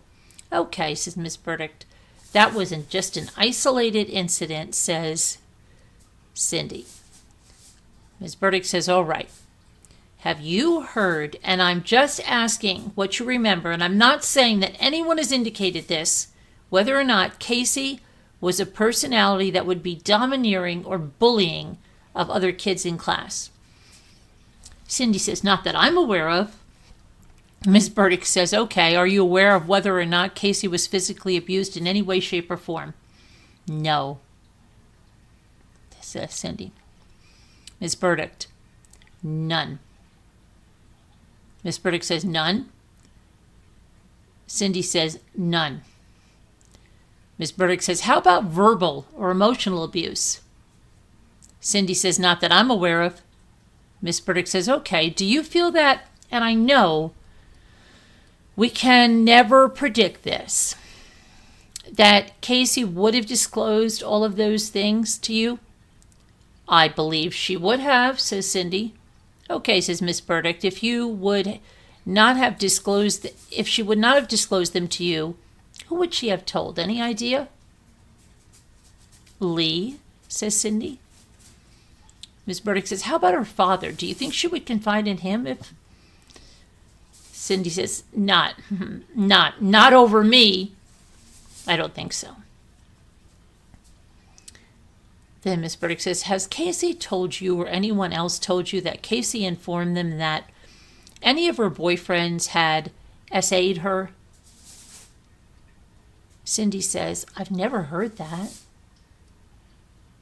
Miss Burdick says, okay, how about any domestic violence? Cindy says, no, not that I'm aware of. All right, says Miss Burdick, verbal abuse?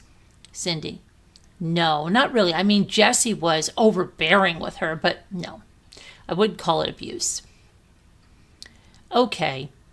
Are you aware of whether or not Caylee has any psychiatric history?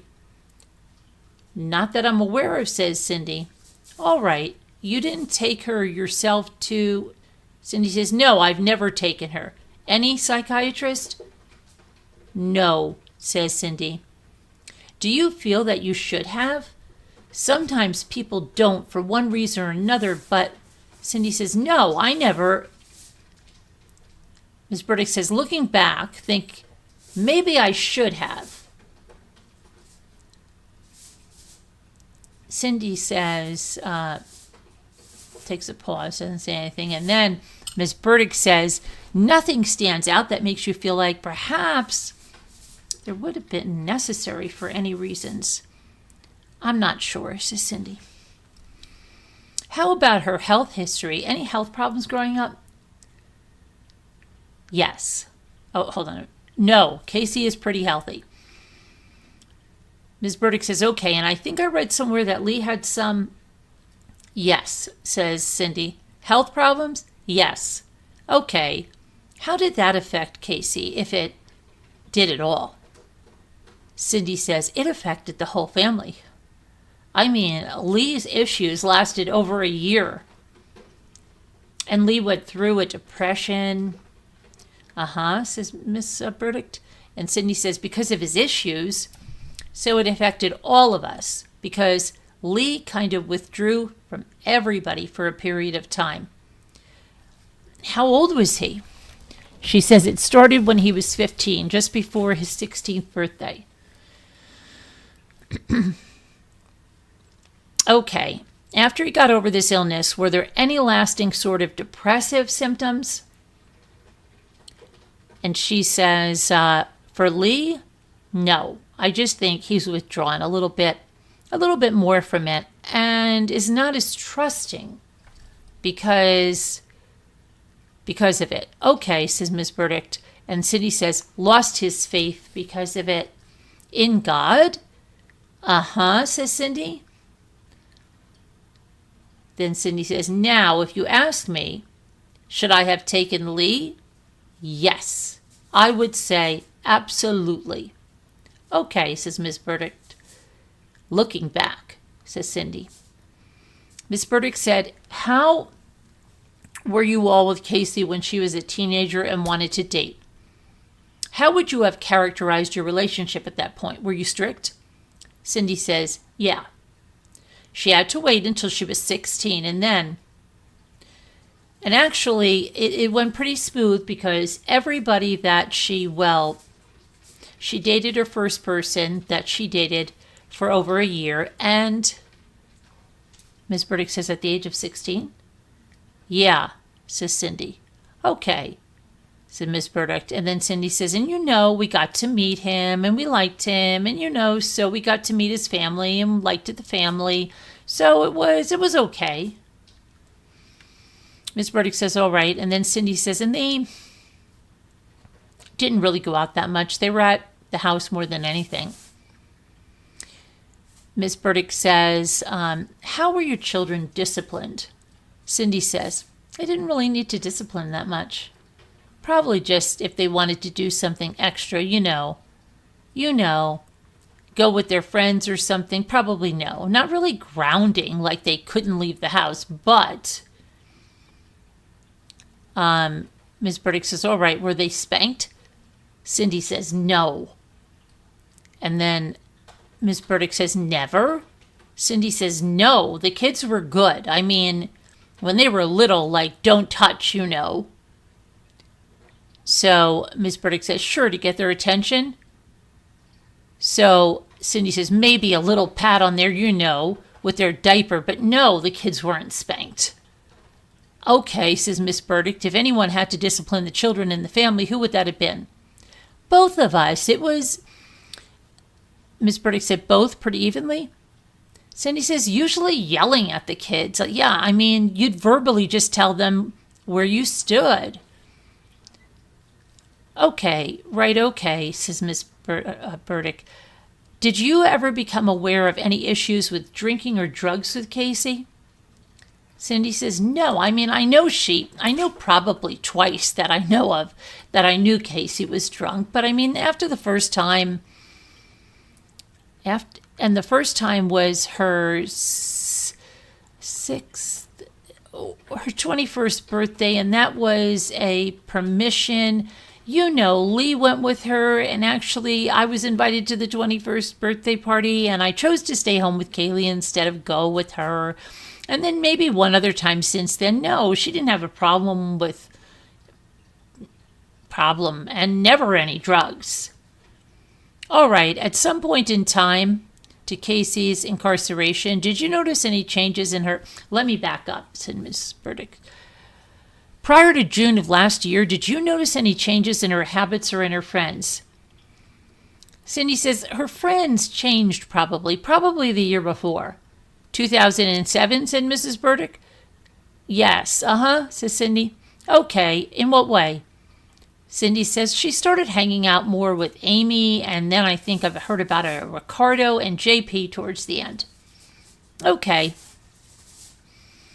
And then she started seeing Jesse again, Cindy says, towards the end of 2007, off and on, which kind of surprised me. Okay, said Ms. Burdick. Now, she met Jesse after high school, right? Cindy says, yeah, she met Jesse in 2004 when she was working for Kodak. At Universal Studios, Ms. Burdick says. Yes, says Cindy. Was he an employee over there to your knowledge? Yes, he was working security, as far as I know, there. Okay, as a Universal employee or as a subcontracted employee, says Ms. Burdick. Cindy says, you know, I'm not sure how that worked. Okay, said Ms. Burdick. So that was in 2004 before she became pregnant. Yeah. She started talking about Jesse, I think in October of 2004. Okay, now I remember reading you apparently went with her to an interview at Universal initially? Cindy. Well, actually, no. I didn't go with her to the interview. She had a little interview on my birthday of that year, June 5th. That's where we were at Universal for the day. And that's where she met her boss that day. What boss are you referring to? Cindy says, I can't think of his name. Mike, says Ms. Burdick. No, says Cindy. Mike came later. Ms. Burdick says, that's okay. Cindy says, drawing a blank, but anyway, she met him and we were checking out to get our pictures, and he actually, while we were there, spoke to her a little bit. He gave us his card and he set up an interview with her for that Thursday. I think it was on Monday, and then saw her on Thursday. I didn't go with her. Okay. So did she start working immediately, says Mrs. Burdick? Yes. And after that Cindy says, yes, Ms. Burdick said, on Universal property? Cindy says, yes, for Kodak. Ms. Burdick says, tell me what you understand about Casey's employment history from that point on. Ms. Burdick says, as far as I know, she worked at Kodak. And then she at some point went into human resources there. Sometime, I think, in the spring of 2005. And then she went on maternity leave, probably about a week or so before Caylee was born, and then went back 3 months later. She took her whole 90 days. And from my understanding, she was there. I mean, from what I had thought, she was there until this started. This is Cindy. Ms. Burdick, all right. When she was working for Kodak, is it your understanding that she was one of those people that would stop you in the park and say, this is a great spot for your picture? Cindy says, yeah, she did that. And she worked inside where you get the pictures. That's like a little store there. She worked inside, and sometimes she worked outside. Miss Burdick says, okay, if they take one of those pictures when you're on a ride, and Uh-huh, says Cindy. Yeah, she was. Miss Burdick said that they want to sell it to you as a memory. And then Cindy said in the beginning, she was like, the greeter, right? And then she did very well doing that. Wow, it's so windy. Her sales were probably one of the highest. Right, says Miss Burdick. And then Cindy says, she had gotten an award that December for Employee of the Year. She had only been there 6 months. Then Miss Burdick says, okay. So she goes sort of inside to one of these attractions. Cindy says, yeah, I know she worked inside the attractions for a while. I know she worked at Mummy and the Mummy, says Miss Burdick. And then, she would have been working there. We went to Universal at 2000. What did she say? Yeah, she would have been there when we were there in 2004. Yeah, she would have been there. Okay.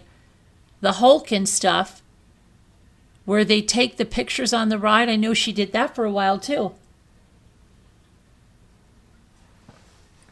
Okay, and then you said she went to Human Resources? Cindy said, uh-huh. Ms. Burdick says for Kodak, and Cindy says it was either Kodak or Color Vision. Ms. Burdick says there was a switch somewhere. And then Cindy said, when they switched over, uh-huh. Okay, Miss Burdick said, what was she doing in Human Resources? Cindy said, in Human Resources? She was processing job applications, and I know a lot of times she would bring her work home. And I'd help her split it apart. Wow, she'd have all the applicants, and it would all come in like a computer printout, spit out. And then they were serrated, and we had to split them up. And so a lot of times I would help her in the evenings with that. I think she means separated, not serrated.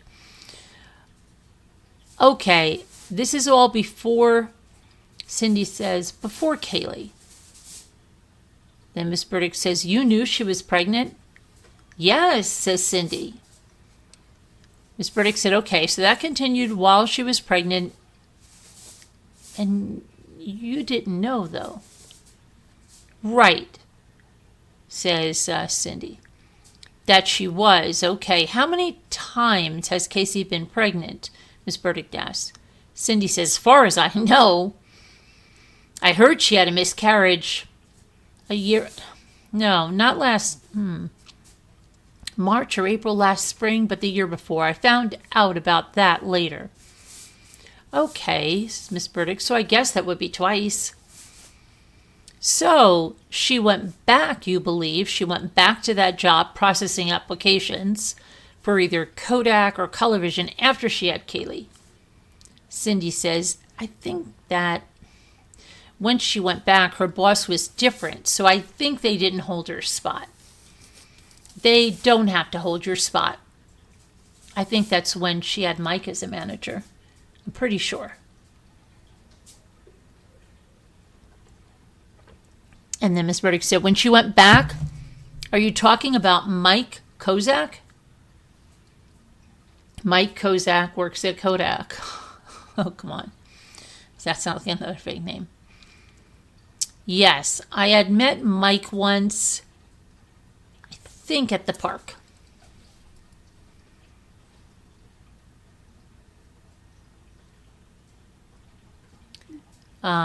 Ms. Burdick said, did you frequent Universal when Casey was there?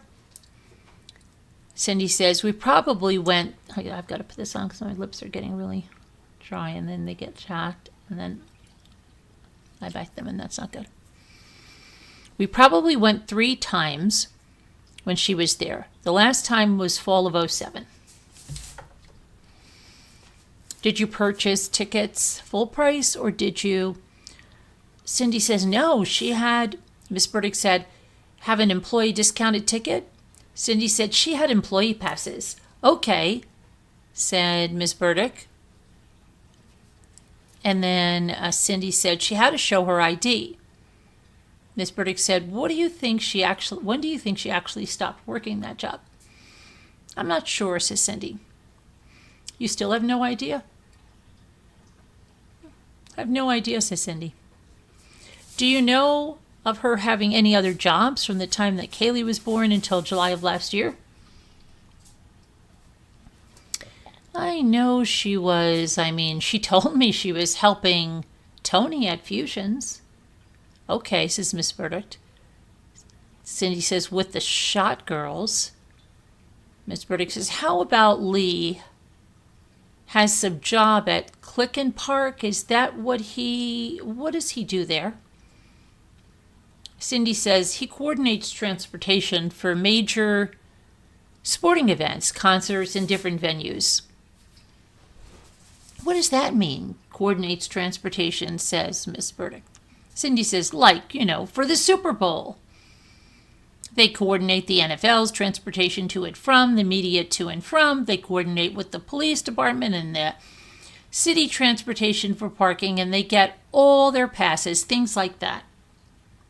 Okay. Cindy says, so, Miss Burdick says,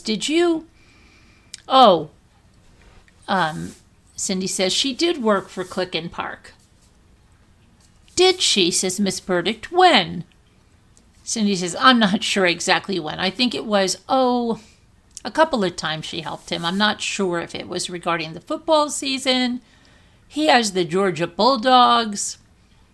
I'm not sure if it was with that or if it was with one of the Super Bowls. I know she did some computer work. It was just part-time at home. Ms. Burdick says, is that something that Lee told you or something that Casey told you? Actually, says Cindy, I was going to do it too. Oh, gosh. He had set me up, but I never ended up doing it. No, actually, both of them. Okay, says Miss Burdick. And Cindy says, and I did see her W-2 on that. Miss Burdick says, did she ever work at the Hard Rock Cafe? Cindy says, that's what I understood her to be doing the last few months of before Caylee went missing. Okay, all right, says Miss Burdick. You had made some references earlier to Jessie being overbearing with Casey. What do you mean by that? Cindy says it was kind of like Jessie's opinion. If Casey had an opinion about something, she had to have his opinion, or it would be an argument. It was a little bit overbearing. Okay, do you believe that he was violent with her in any way? Cindy says, I never saw that. I just know with her personality over time, it wouldn't have worked. Right, says Miss Burdick. Cindy says, and she figured it out too. Okay, was it the only person who you considered to have been a serious relationship of hers? No, says Cindy. Who else? Says Miss Burdick. Cindy says, probably just probably two other people. Let me think. I'm drawing a blank. I'm trying to think of her first boyfriend's name. Miss Burdick says, when she was 16? Uh-huh, says Cindy. Oh. She said, and then Cindy says, and then Adam Lynch was the last one. He was after Jessie. They were friends in high school. She has known Adam a long time. All right, says Miss Burdick. Jessie is the only person that she got engaged? Yes, says Cindy. 2, yes. When was that? Says Miss Burdick. Cindy says they got engaged New Year's Eve, right after Caylee was born. So it would have been New Year's Eve of 2006. Okay. And then Cindy says New Year's Eve of 2005, New Year's Day 2006. All right, says Miss Burdick. At that point, as far as you recall, they knew each other for a year, says Cindy. 15 months, something like that, says Miss Burdick. Yeah, a little over a year. Okay, do you think Jessie knew that she was pregnant before you did? Cindy says, not that I'm aware of. Miss Burdick says, do you know anybody who knew? Not that I'm aware of. Before you? Then Miss Burdick says, okay, I take it then that she would not have been getting any prenatal care. Cindy says, no. In fact, I went with her for the first time. Miss Burdick says, okay, when was that? Cindy says, it was probably, I know it was within days of when she told me. I don't know the exact date. I just know it was sometime in June after we had come back from South Carolina. That must have been South Carolina for the brother's wedding when she told the brothers she didn't know Caylee was pregnant. And obviously she was showing or whatever because the brother said, I can't even believe that. And then Miss Burdick said, that was somebody's wedding in South Carolina? And she says, yes, my brother Rick's wedding. Okay. And Caylee went to the doctor, and then a few days later we went to the OBGYN, says Cindy. Okay, says Miss Burdick, they referred us to an OBGYN. All right, she was living with you that entire time? Oh, yes, says Cindy. Miss Burdick said, and okay, do you have any idea how much weight she gained during her pregnancy? Cindy says, not much. I'm not sure she even gained 10 pounds. Okay. Cindy says, I don't think she gained very much. Miss Burdick says, what made you suspicious that she even was pregnant? Cindy says, I really didn't know until after she told me. I mean, I knew she wasn't feeling well. Caylee had some irregular periods for several months, and I assume a lot of it was bloating because I would get the same way, and I went through a lot of what Caylee was going through, and I was concerned more about her having like uterine fibroids or something. Uh-huh. Cindy says, like that. So Miss Burdick says, did you ask her directly before she ended up telling you? No. Cindy says, no, I just asked her. Miss Burdick said, are you having female problems, stuff like that? Cindy says, no, I just asked her to go to the doctor to get checked out because I knew she wasn't feeling good. Okay, did some of your family members ask you if Caylee was pregnant? And Cindy says, yeah, my brother Rick did. And what did he tell you? And what did you tell him? Cindy says, I said no. I said no because that was an honest answer. Was no. Okay, says Mrs. Burdick. Cindy says, he asked us if we had news. And I said, what are you talking about? And Miss Burdick says, right, so how did you figure out what her due date was, or did you? Cindy says, through her first appointment, and we went back from there. We thought it was going to be like the first week of September, somewhere in there. So Miss Burdick says, so where were you when she told you? I was at work, Cindy said. Did she tell you on the phone? Cindy says, no. She came to my work. It was towards the end of the day. She came up to my work.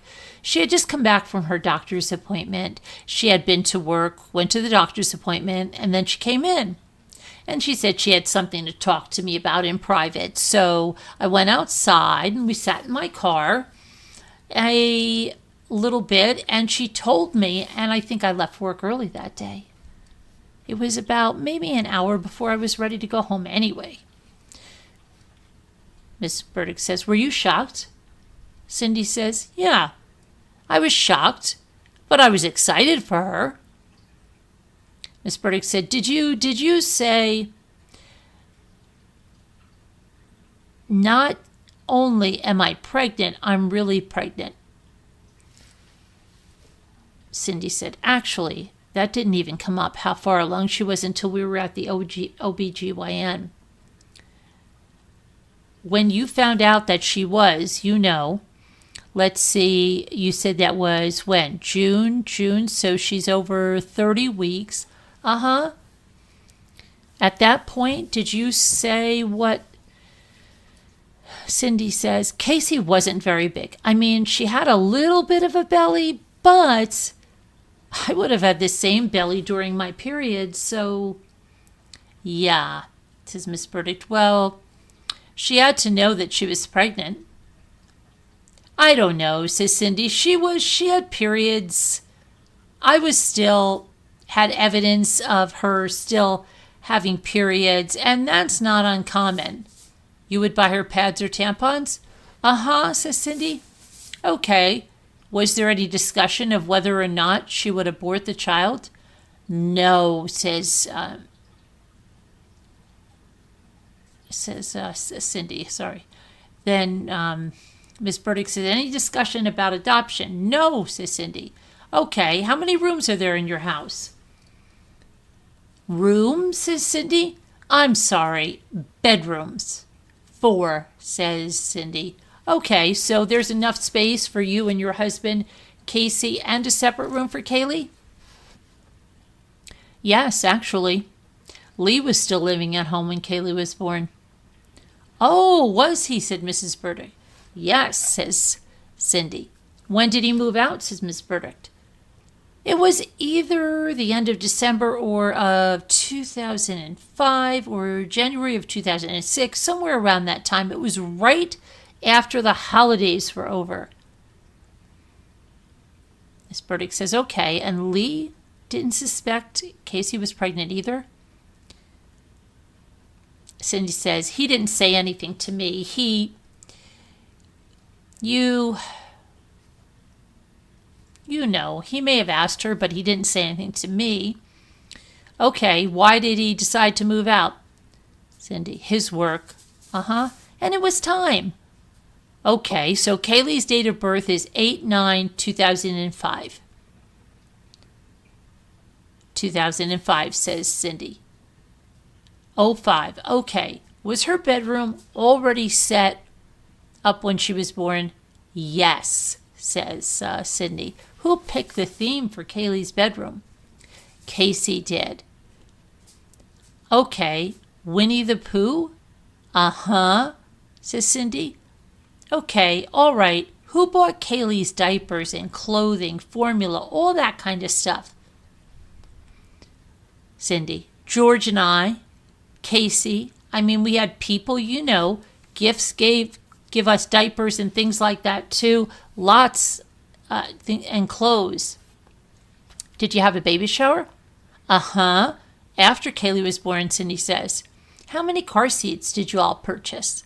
2. Okay, and as she got older, did you have to purchase another car seat, or did you get... No, we got the ones that... Then Miss Burdick said, those ones that were rear-facing? Yes, we got the ones that would carry us through. Convert? Uh-huh. Miss Burdick says, okay, do you still have the car seat that you had? Cindy says, I have my car seat, yes. Okay, can you describe it? Cindy said, it's an Eddie Bauer car seat. Color, says Miss Burdick. Brown and tan. We put it away a few months ago. Okay, in the attic, says Cindy. Miss Burdick says, and what kind of car seat did Casey have for Caylee? I'm not sure what the name of hers was. I know it was black and white, but I don't know what the make of it was. She picked it out. She bought it. Okay. Did you always keep your car seat in your vehicle? Uh-huh, says Cindy. What kind of car did you have? Cindy says, I have a 4Runner. Toyota 4Runner? Uh-huh, says Cindy. Okay. And do you have knowledge as to whether or not Casey kept the car seat that she purchased in the vehicle she used? Right, says Cindy, and she would use it in her car, and then Jesse would use it if he if he was watching Caylee at his house, or she would take his truck to work and he'd use her car. Okay. Because I don't think he could use it in his truck because he didn't have a back seat. I didn't think. I thought he used his mom's car if he needed it. I don't think he ever took her anywhere. Truthfully. All right, says Mrs. Burdick. Cindy says, but she never left her car without a car seat. Where were items for Caylee normally purchased? Do you have any idea? Cindy. Oh, Babies R Us, Carter's, Target, Walmart, Kmart, just the typical places. Okay. Cindy says linens. Oh, or not linens and things. Burlington Coat Factory. We got a lot of stuff there. Was Caylee breastfed? Cindy says, yes. For how long? 4 months, maybe, says Cindy. I'm sorry, says Miss Burdick. Cindy says, maybe 4 months, 5 months. Did Casey suffer from what you observed to be any sort of postpartum depression? No, says Cindy. Okay, how about any long-term something that... No, says Cindy. Lasted longer than... No, says Cindy. What is typically described as postpartum? Cindy says, no, I never saw any postpartum with her. Ms. Burdick. Now, at some point in time, you can correct me if I'm not recalling this correctly, after Caylee was born, you and George had some marital, says Cindy.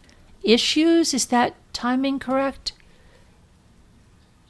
Cindy says, yeah, it was right after Caylee was born. Okay, what was that over? Financial?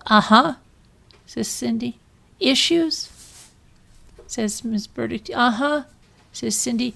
What sort of things? Cindy says it was all financial. I mean, he didn't tell me about that he had claimed his pension fund back when he was at the Sentinel and I think our 2001, 2002 income taxes, and it came back to haunt him in 2005. Okay. So, all right. Did the addition of Caylee into the household, Cindy says, that had nothing to do with it. Because there was any additional financial. No, says Cindy. Problems for you all? No, had nothing to do with it. Okay. Cindy says, I'm sorry. Excuse me. Mrs. Burdick says, I'm sorry. I should have let you finish. Oh, no, I'm sorry. That was Cindy that said, I'm sorry. I should have let you finish. Ms. Burdick said, I'm assuming you were thinking I was asking if Caylee's attention caused marital problems. And Cindy says, either or, financial or marital, it had nothing to do with it. Okay, did you all end up in some sort of debt as a result of whatever George didn't tell you that came back to haunt him? Actually, you? Cindy says, no, the timing was good because he had gotten his settlement from his work comp injury. Okay. So it actually bailed him out. It would have because they had garnished my wages. Who? Cindy says the IRS. Okay. So he was able to pay that off? And then Miss Burdick says, so why did you separate? Cindy says, lack of trust at that point. Okay. Were there some concerns about infidelity? No, says Cindy. How did Casey react? Let me back up. You actually had a physical separation, correct? Yes. And George went where? He went down to Bonita Springs and stayed with his sister and then ended up staying with his mom and dad after a while.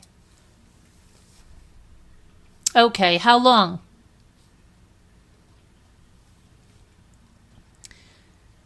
Cindy, in Fort Myers until I think it was June of 2006, from November to June, from November of 2005 to June of 2006. All right, so while that's going on, is Casey got engaged to Jesse? Uh-huh. Did this create a rift between Casey and her father? Somewhat between Casey and George and Lee and George. Okay, both of your children and their father? Yes, says Cindy. Was it explained to them why the two of you were having? Yes, says Cindy. These problems, I mean, they're, yes, adults now. Yes, says Cindy. All right. What do you recall explaining to them? Cindy says, I told them exactly what happened. I told them, you know, what he had done and everything. So they were upset. Okay, did they have contact with him when he left? I don't think Lee did. I know George spoke to Casey a couple of times, and George would come back to see me, but Lee had already moved out, so... Okay, did Lee move before his father?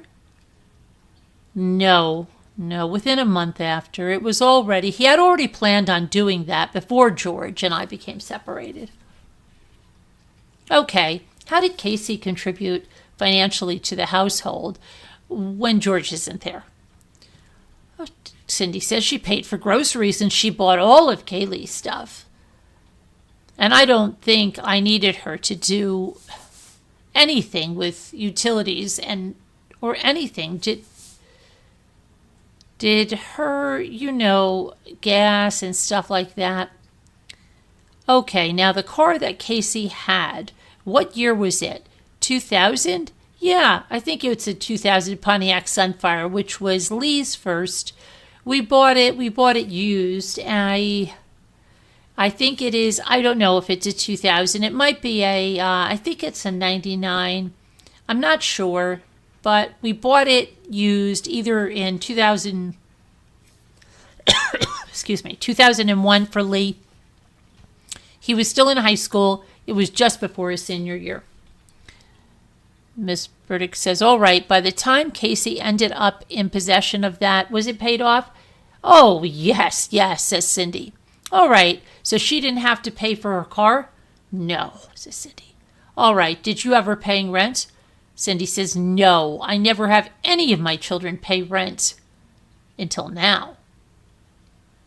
Okay.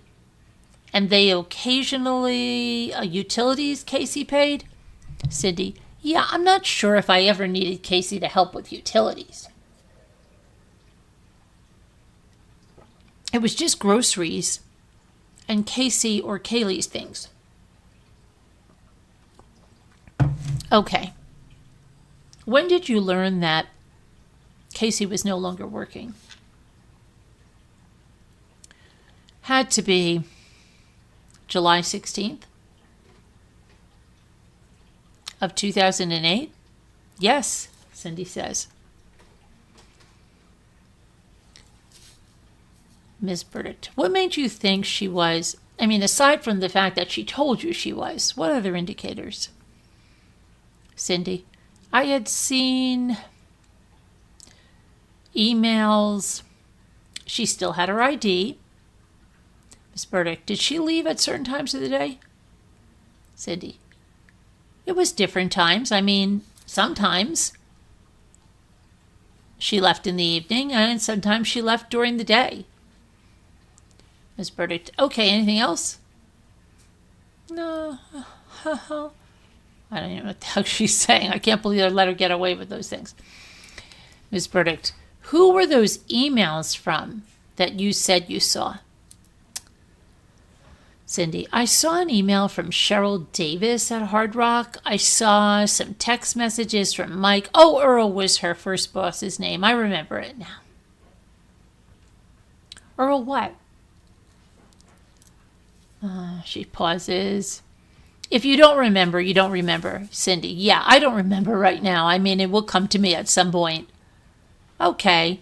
not having had babies yourself, you know that now having babies yourself, you know they thrive on a routine.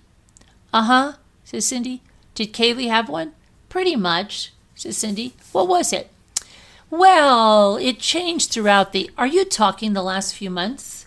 In the beginning? Start with however you all put her on a routine from the beginning, and then as it continued into her being a toddler. Yeah, well, this is Cindy talking now. Well, Caylee was one of those that started sleeping through the night. So the routine was, she got up in the middle of the night just to feed, and then so Casey and I would take turns getting her.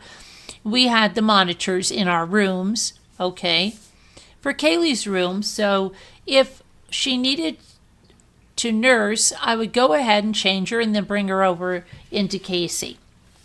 And in the morning, if I was off, a lot of times I would bathe Caylee, but if I was working, then Casey would bathe her, or George would. As she got older, she had, a set breakfast. She'd get up. As she got older, she could get her own breakfast. She could go in and get a cup of cereal, and she could go in and watch her movies. She put them in herself and watch them. You let her pour milk? No, we usually have a sippy cup ready for her. Okay, she could open the refrigerator and get stuff out, Cindy said. She'd open up the bin and get cheese out and then whatever she wanted. Okay, did she have a bedtime? Cindy says, yeah, pretty much. Anywhere from 8:30 to 9:30 was typical. Once in a while, we'd let her stay up if there was something special, or if Casey was getting in and I was wanting to see her or something, I'd let her stay up until she got home. Okay, and you're the one that would typically put Caylee to bed? Most of the time, says Cindy. Okay. Did she have a baby book? Yes. Wasn't there a trial they asked about a baby book and they didn't have a baby book? Okay, did it have Winnie the Pooh theme or a different theme? Uh-huh, Winnie the Pooh theme. Okay, have you looked at it recently? Yes. Did anyone record her milestones in the baby book? Cindy says, Casey is the only one that wrote in the baby book. Okay, you didn't write in the baby book at all? No, that was hers to do, says Cindy. Okay, did it appear that she was regularly recording? Yeah, the milestones, sometimes because you're so tired or distracted, you don't do it as... No, says Cindy, Casey would. Miss Burdick said, religiously, as you might want. Cindy says, I think she kept up with it in her scrapbook. She had a first-year scrapbook of her. She was just starting to work on her second year. Okay, says Miss Burdick, do you recall Caylee's first word? Oh, my goodness, says Cindy. Caylee was always babbling, so I don't know if you want to call mama or hi, like her first word. Miss Burdick, okay, what did she call you? Cindy says, Gigi, then Grammy once in a while. As she got older, usually Gigi. Okay, what did she call her mother? Mom, mama, mommy. Mama? Okay. And George? What did she call him? Jojo, Cindy says, and then she started calling him Grandpa or Grandpa Jojo. All right, they've given me a time signal. Does anyone need a break? Cindy says, I'm good. But, okay. What did she call Lee? Uncle E. Uncle E, says Miss Burdick, and then he had a girlfriend, named Mallory for a lengthy period of time now. Yes, says Cindy. Did Caylee recognize? Oh, yeah. Mallory? Says Cindy. What did she call her? Aunt Mallory. Okay. The last time you saw Caylee, was she able to speak in sentences? Cindy says yes. How many? Paragraphs, says Cindy. Paragraphs? Yes, says Cindy. Okay, I was going to say, how many word sentences? Cindy says, oh, she could say a full sentence and paragraphs. She could tell you a story. Okay, did you have any trouble understanding her? No, says Cindy. Sometimes you get used to your own children's, says Cindy, speech pattern. Would a stranger, no, I don't think so, be able to understand? I think so, says Cindy. Her? I think so, says Cindy. Did Caylee ever exhibit signs of separation anxiety? Cindy says, maybe once or twice, not a lot. With whom? For her mom, maybe me, a little bit. Okay, but it wasn't tantrums like, so... Did she have tantrums? She had some, yeah. She went through, maybe a month or so of some tantrums. And it would come out of the blue, just like, sure. She says, and then Cindy says, it was usually with me. Then Miss Burdick says, I know people put these labels on different age ranges. She was still 2. So that conjures up the terrible 2s. Yeah, says Cindy. Was that label ever applied? It didn't really last all of her 2s, probably just a few months, and that was probably beginning the year of 2008, says Cindy. Okay, says Miss Burdick. Somewhere around there, maybe, says Cindy. How would that manifest itself? Cindy says it would just be out of the blue. I mean, anything could trigger her. I mean, she could be in the middle of something and then she'd just start crying, and then it was like 5 minutes of her crying until she calmed herself down. Could you take her out shopping?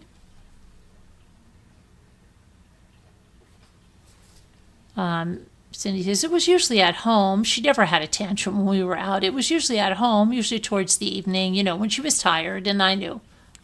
Says Miss Burdick. Okay, I think, let me see, go back to the chat. What time is it? Oh my gosh, it's almost 4 o'clock. We gotta get our butts to bed, right? Okay, so let's see what you got here. Oh, yeah, you're back on that. Yeah. So I got a call.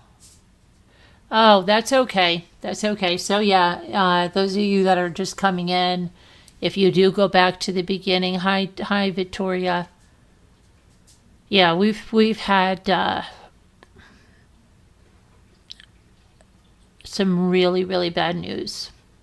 So you can go back and listen, but it's what's so prevalent today. But when it hits really close to home, it's like surreal.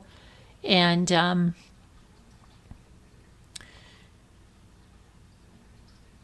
I explained the story, but a girl that turned 18, very close to Ethan, very close, and another friend of his, she was shot and killed by her ex-boyfriend today. On Wednesday at 11:10, and he was obsessed with her. He shot her and then he shot himself, but he didn't kill himself, but he killed her. So,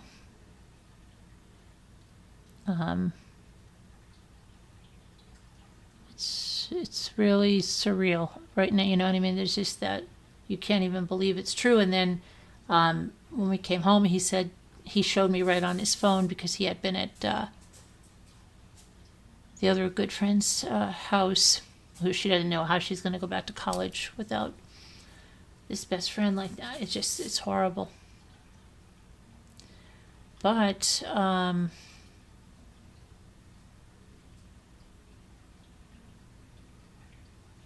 he said, look, and I just came here and it was already in People and the New York Post. It was all over everywhere. Yep. Very sad thing.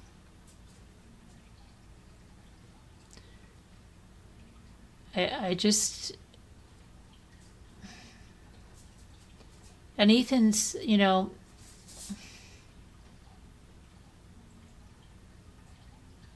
Ethan met the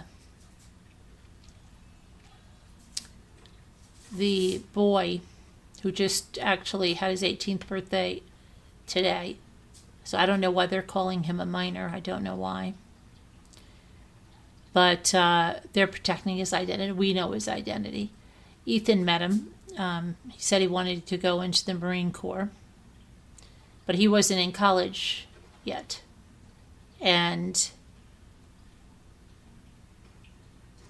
Ethan didn't think that he would go off like this, but then Ethan didn't know that he had sent her, the ex-girlfriend, 164 messages or something, and had mentioned that he was going to take his own life and all that. And now Ethan feels terrible guilt because he feels if he knew that, he would have told her not to go there, or maybe he would even went there. You know, it's lucky because maybe he would have tried to kill two people and himself. It's horrible.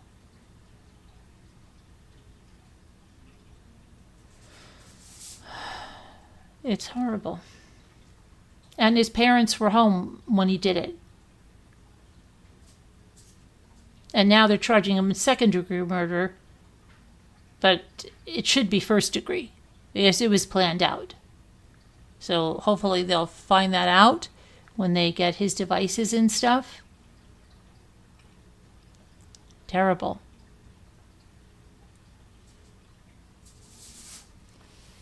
You said, Victoria, what? Your son's friend was shot too a few months ago. Yeah, it's terrible. I mean, and her poor family. You know what I mean? She had just started college, just like Ethan, right? They went to school with the other friend that they were 30 minutes away, their colleges. But especially this last, like, maybe, I don't know, 4 weeks or something, they've been real close. The other girl that's really close, he's known since they've been 4. So he was over there trying to console her because, like I said, she doesn't know how she's going to go back to college without her friend. And she did everything with her. She said everything is going to be different, and it's just... But, I mean, all these kids, like a lot of them were coming home, as one of the first times. Maybe they came home one time before, but it should be such a happy time for her family. And wow, it's... At what the age are you thinking? What is wrong with you? Why do you think that?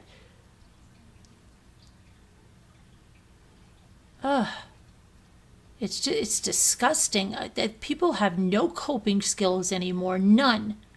Your coping skill is that you hurt me, I'm going to, take your life. Then I take my own. That's your coping skill.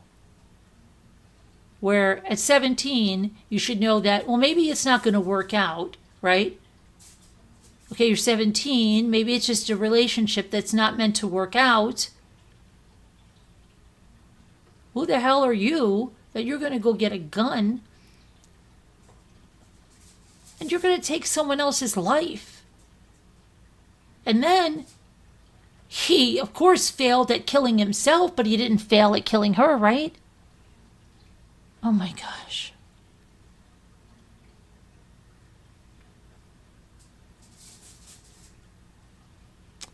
Just ridiculous.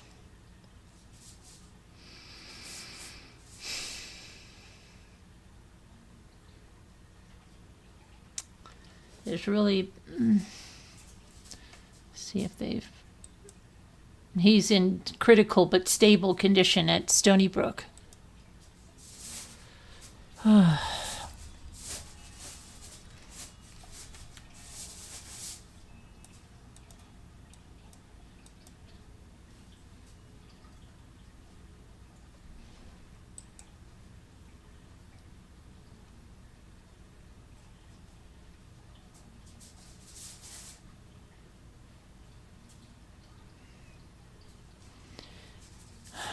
She died right at the scene. the boy, whose name is being withheld because of his age, was taken to Stony Brook University in critical but stable condition. Police said he will be charged with second-degree murder and will be arraigned at a later date. Oh, here they add this now. Listen to this. Police at the scene in the Consett said there was no domestic history regarding the teen and no 911 calls at the home involving Finn and the suspect. Oh my gosh. Yeah, all right. Go get his phone.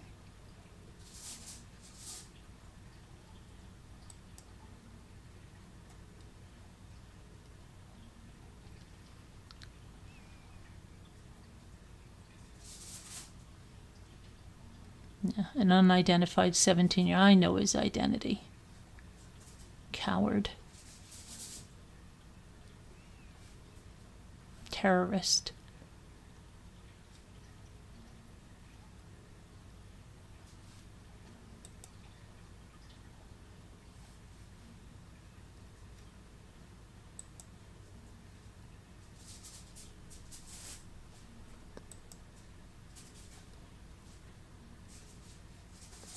It's crazy, you know? Look how many police were there. It's like,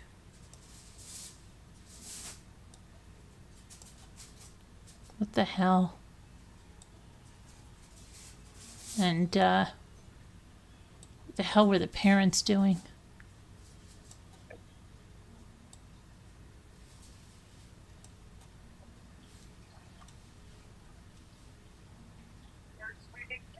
Why the hell didn't they do anything?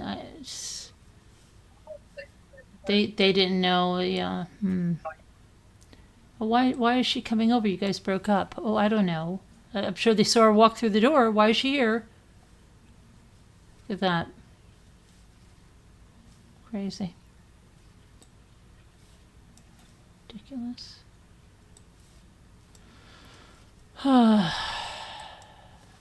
Just nuts. Two families destroyed, kids' lives that'll never, her friends, like everybody.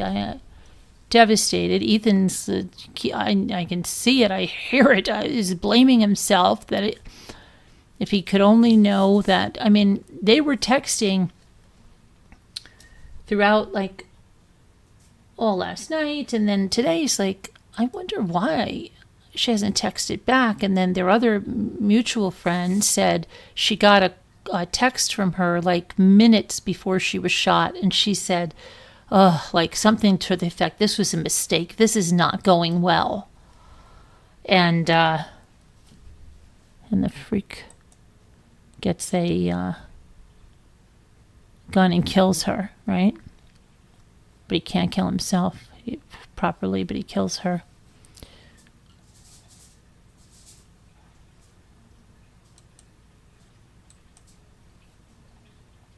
Crazy. I can't even imagine what everybody.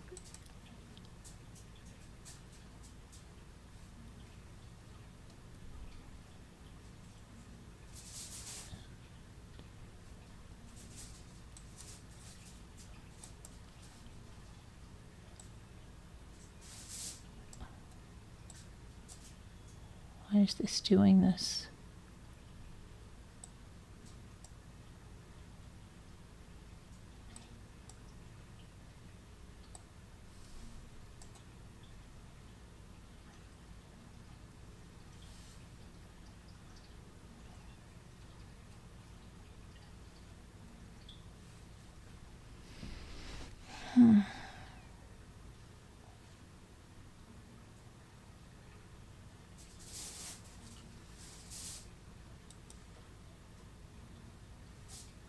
Sicko.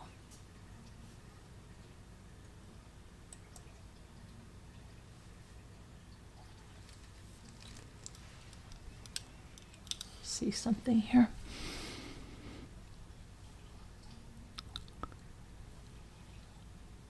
Oh, her parents were outside when this happened and called 911. Oh, Now it is shotgun. Here it is. They're adding some more information. Homicide detectives say when the victim arrived, the 17-year-old took out a shotgun and opened fire. He then turned the gun on himself and shot himself. He survived the shot and was taken to Stony Brook Hospital, where he's in surgery right now. Charges are expected to be filed when he comes out of surgery. Police say there was no history of domestic violence between the two. Yeah, you better check on that. Go check his texts, okay? Go on and check his texts.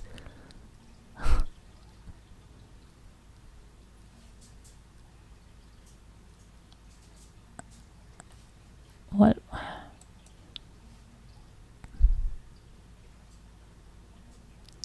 Police say it happened around 11 a.m. and Emily was visiting her ex-boyfriend's house. She was trying to return. She wanted to talk in person and return some items. She wanted to talk in person because he was harassing her. He wouldn't stop. He said he was going to take his life, right? Yep. But there's no domestic. He was just an angel. He was an angel. Sorry, I'm a little bit angry right now. You better believe I'll be at this trial. You better believe it.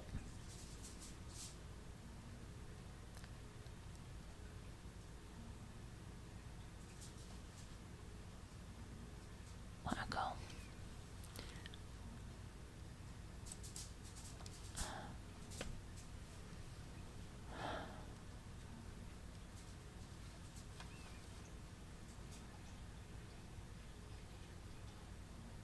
Oh, signs, guns, and that's why Ethan said something about she should have left when he opened the gun safe.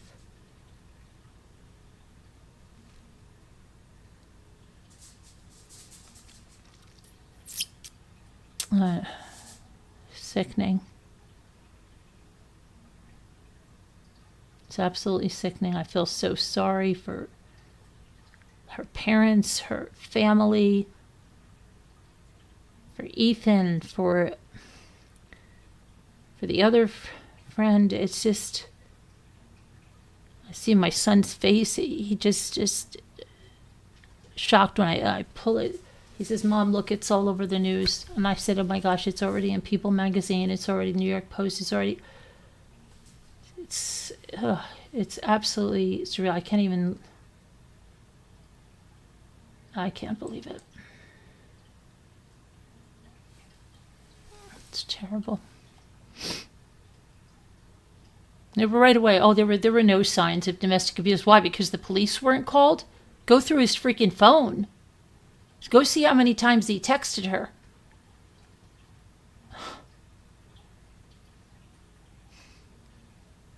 She thought she could talk to him. She thought, I'll just go there and I'll talk to him and explain to him that this is not, here's your stuff, you got to move on, right?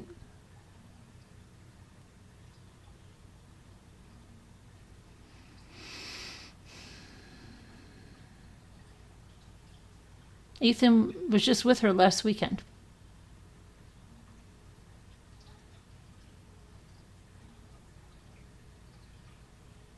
And when they came down here, the other friend went, and then she said, "Do you want to come over to this one's house before she goes to Long Island?" And then her mother was coming, so he said, "Well, I'll see you." And he was here. Bucky Ann was in here, and we were talking about where she lived in Long Island. And Ethan's like, "Well, it's not that far, And Bucky knew exactly where it was, and she's like, "Oh, that's a really nice area," and yeah. And he was talking about possibly going down there, at least, during winter break, or maybe even this time in the next few days while he's off. It's ridiculous.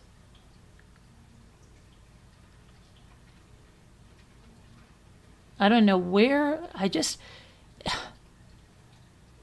Let's see.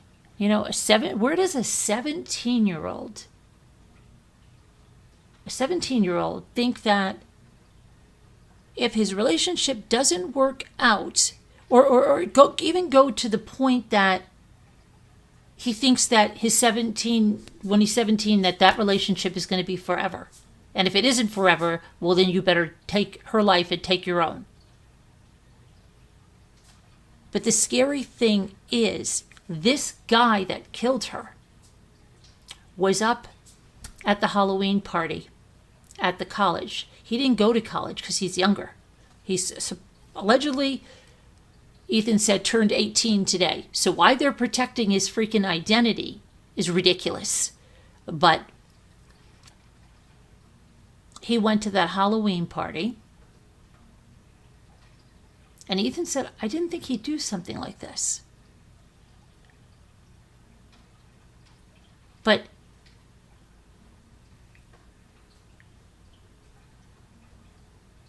can you imagine if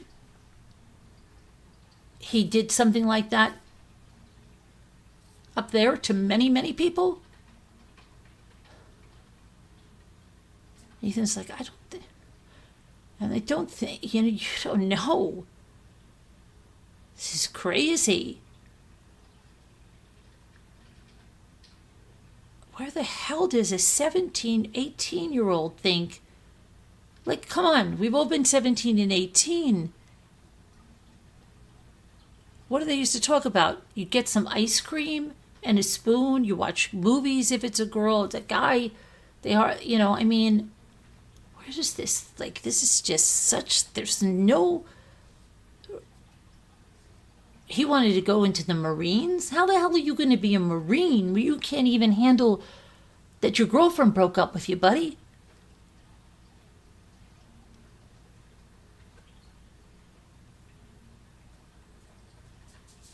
It's disgusting. It's absolutely disgusting. My son is broken. Her friends are broken. Her family is broken. Her family is forever broken. What the kid did to his own family.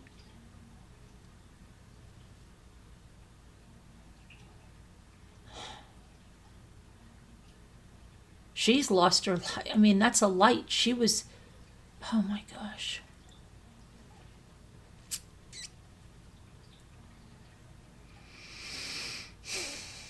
It's disgusting.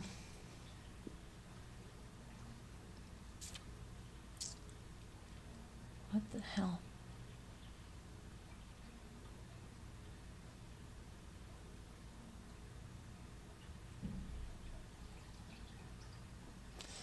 I don't know. I really don't know what the hell this world is. Maybe we are in the end of times. Who the hell knows? This stuff is just crazy. When Ethan told me, he's like, Mom, it's bad. I'm like, what's bad? It's really, really bad. Did I expect that? Mm-mm.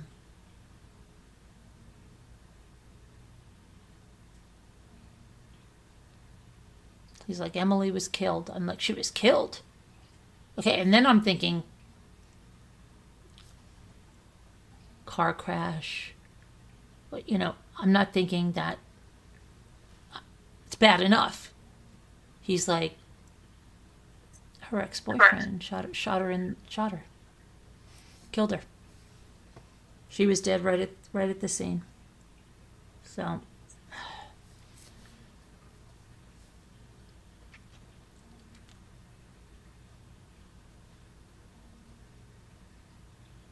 And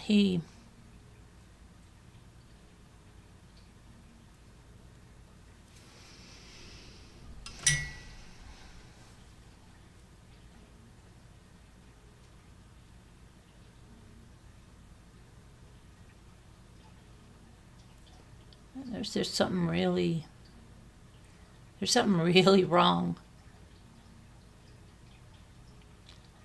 Something's just like Megan L said, this stuff did not happen back there. It didn't happen the way it's happening now. Everyone, I don't mean everyone, I shouldn't say everyone, but so many people. You took my parking space, I'm going to take your life. You cut me off in traffic, I'm going to pull out a gun and try to take your life, and I'm going to kill your kid in the back seat in the meantime. What the hell is wrong with everybody? Like, really? Nobody values human life, not even their own. They're willing to go either to prison for life because somebody cut them off in traffic. It's not enough to just blast the horn anymore, right? Give them the finger. No, no, no, no, no. Let's just go shoot into their car and kill their 11-year-old kid like just happened in Florida.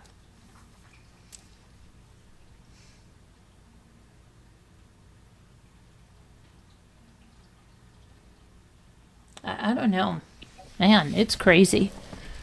This world is freaking crazy. You know, I don't. But maybe it freaking is the end of times. I don't know.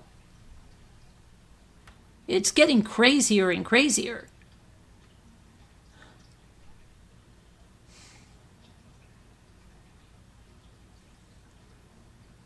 Christmas tree lighting in North Carolina, right? Christmas tree lighting. People running for their lives.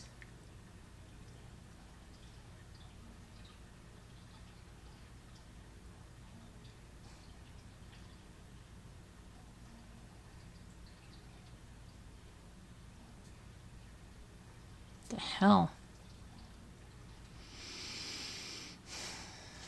I don't know.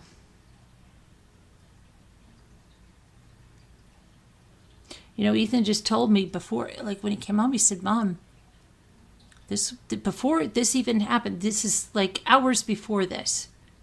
He said, this world is messed up. The world's really messed up.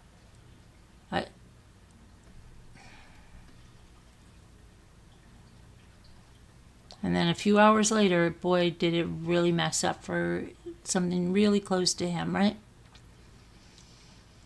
I don't know. What the hell happened?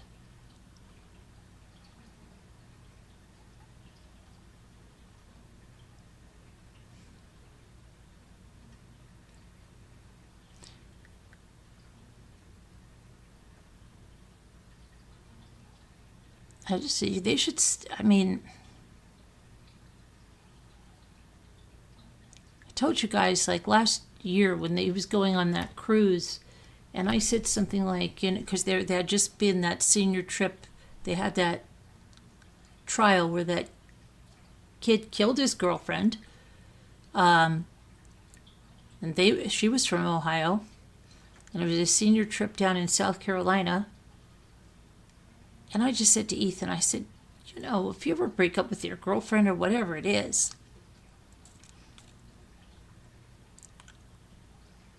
you would never, like, do anything like this kid did here. Like, I mean, you know that you go on, you know, it's not what you, he said, Mom, I value human life. I would never do that. So where's the disconnect with, and I've asked his friends and stuff, and they were all, where the hell is the disconnect with these other kids, with these other people that they, number one, don't value human life, and number two, they don't even have an understanding of life that when you're 17, for crying out loud, most people will tell you it's probably not going to be the person you're going to marry. Maybe not. Maybe there's cases, oh yeah, my so-and-so married her high school's good. Okay. But don't be banking on that. And you shouldn't even be dating. Okay, that kid should not have even been dating if this is the way he handles a breakup. It's crazy.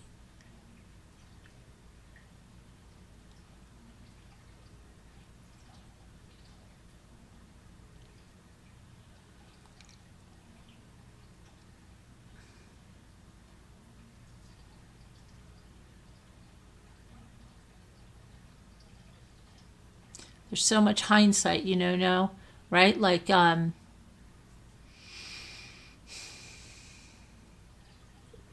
would it have changed if she told his parents? Did his parents know the things he was saying?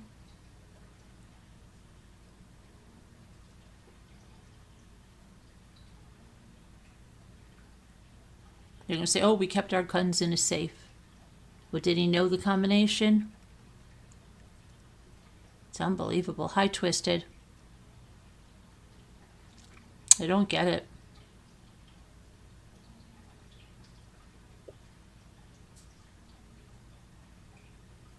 And did he just think, okay, he's going to be successful at taking his life, so then he'd have the satisfaction of taking her out and then himself. And now he's still alive. Which, I mean, yeah, he should be accountable for this, what he did. Yeah, he would have been accountable in eternity, but so there's a lot of people that want to see some accountability here.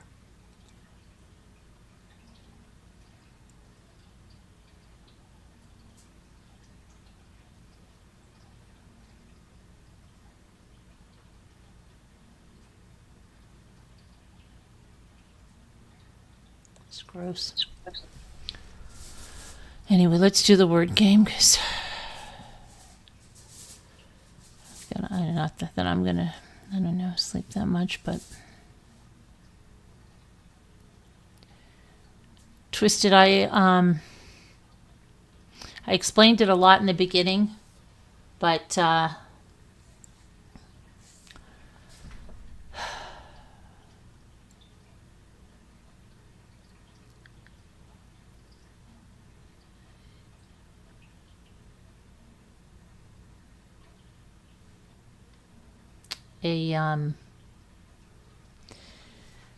girl that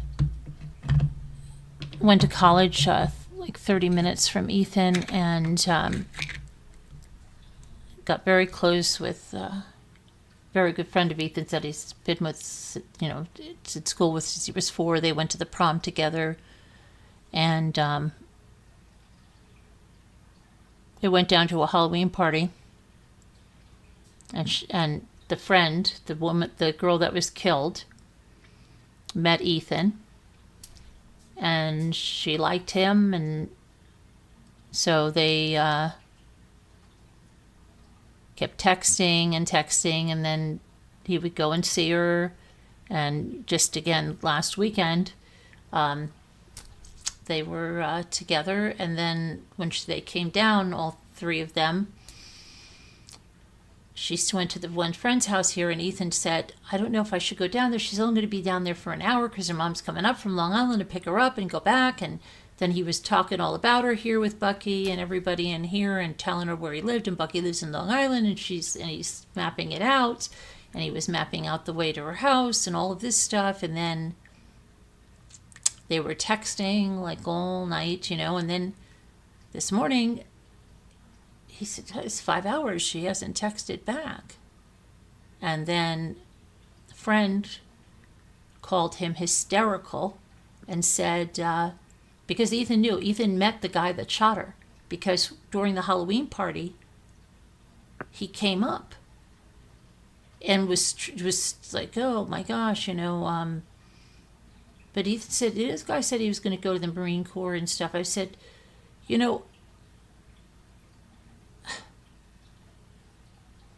it's just crazy. And Ethan feels guilty because he says if he had known some of the stuff the kid was saying, and that he texted her 164 times saying that he was going to take his life, but she thought, oh, I'll just give him this stuff back, and I'll be able just to talk to him. And he shot and killed her.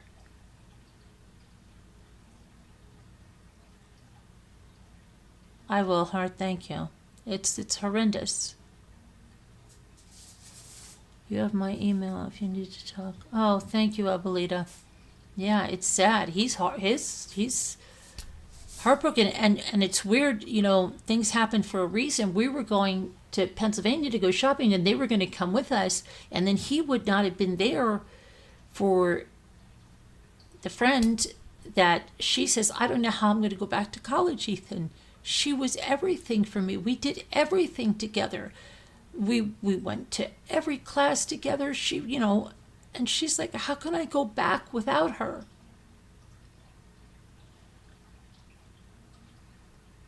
So many people are broken because somebody doesn't know how to cope.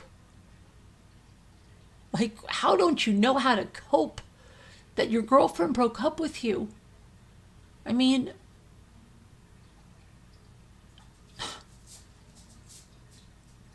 it's nuts.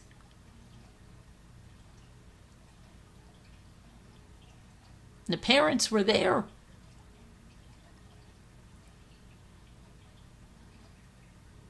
And he got charged with second-degree murder. And Ethan said, how did he get second-degree murder? This was premeditated. But I said to him, the police probably haven't extracted all the text. They haven't seen everything yet. They'll see it. Then they'll upgrade the charges.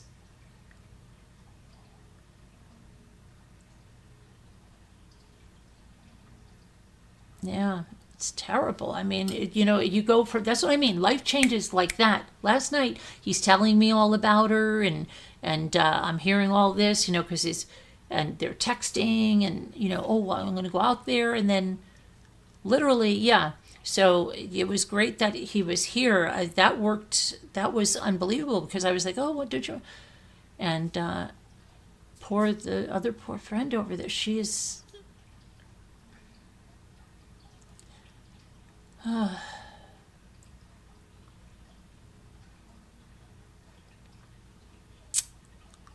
That's what I mean. Life can change on a dime.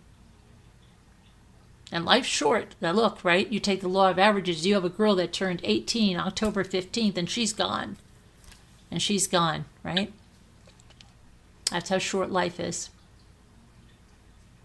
And yet people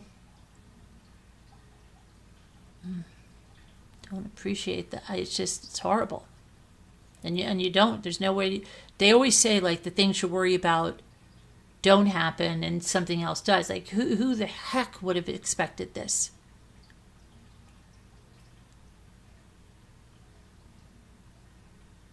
And Ethan's like, he's like, Mom, it's all over the news. It's all over the news.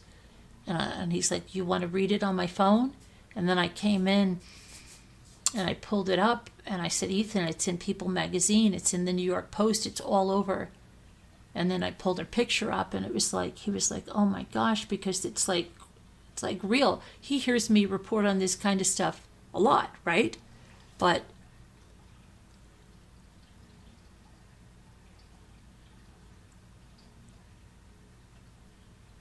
shouldn't be happening the way it is. There's a real disconnect.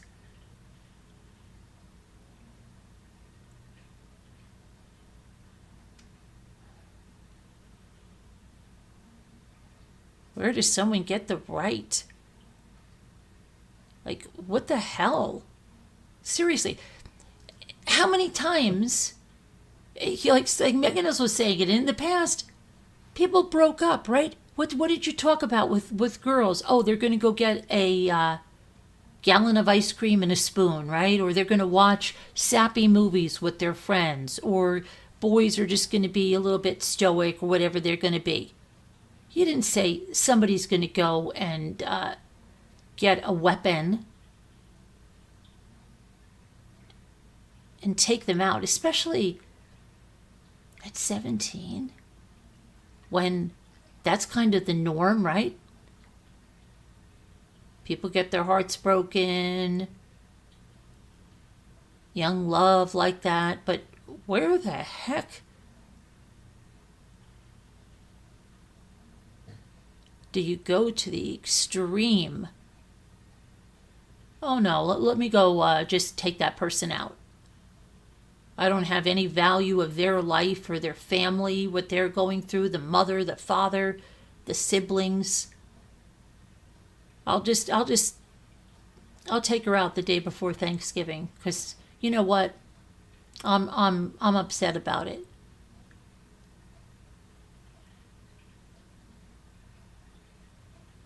Yeah, and it's crazy. It's like throwing that rock in the water, and all the ripples of all the people and lives it touches and changes forever.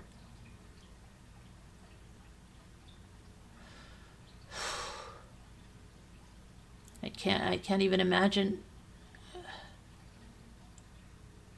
what her parents, they're probably like, oh my gosh, we shouldn't have let her go there. All the guilt that they have and all the sorrow and all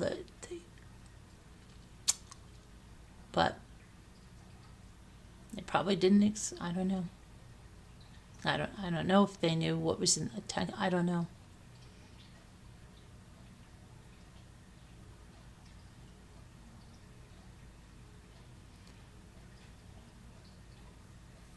Yeah, it's so senseless. But I just want to know, like, what the heck they've got to do is like.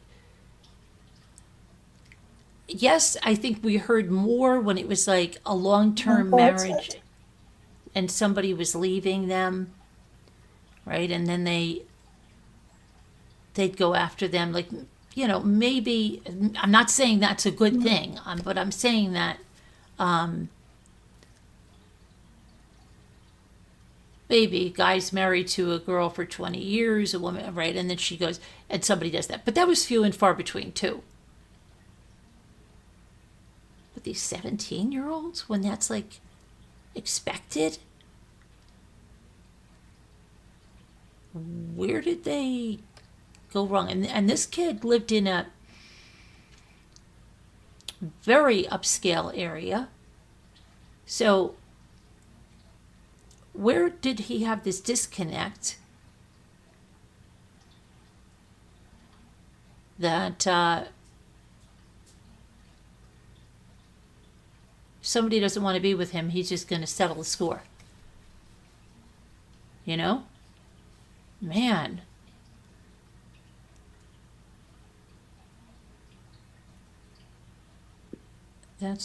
The what ifs are so hard. Yeah, the what ifs, because you just, as a parent, you blame yourself for anything, right? You should protect your child. But yeah.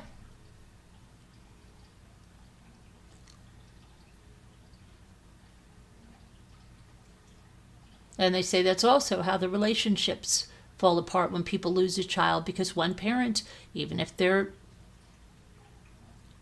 starts maybe either thinking the other, there's so the complexities of grief.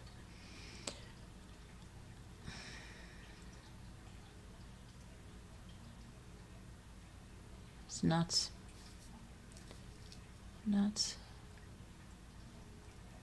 Your son just cried when his first love. Yeah, that's what it used to be, right? They're upset. Maybe they're moping around for a little bit.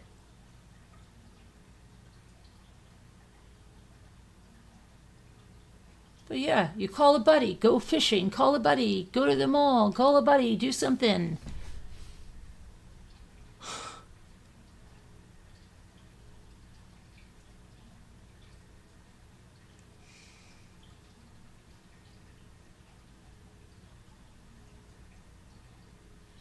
I don't know. I really do want to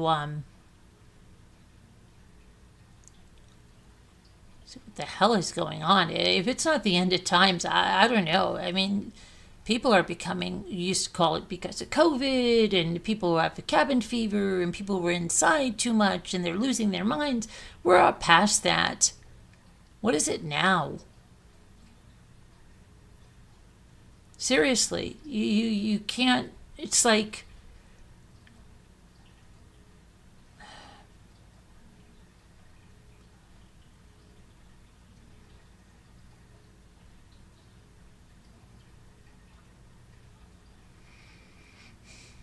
I don't know. Shocked, and now I'm angry. I'm really angry.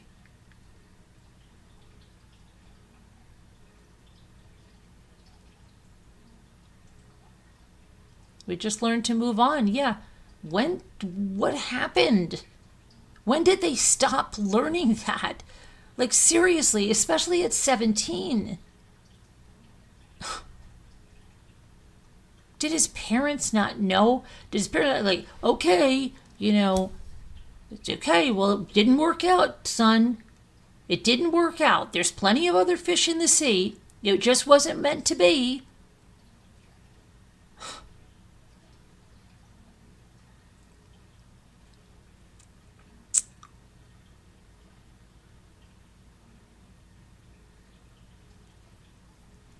It's just, I don't know. I really don't know. I mean, it's got to be so much wrong for someone to honestly do that. Yeah, I don't. They're not taught healthy boundaries. I believe. I just don't get it.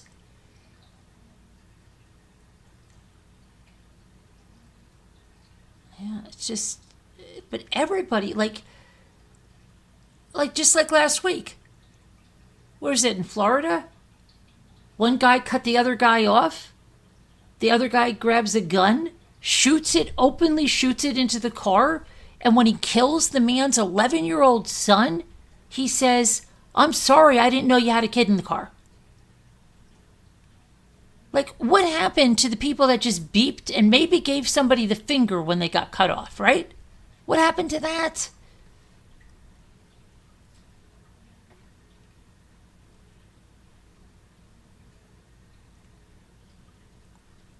I don't know.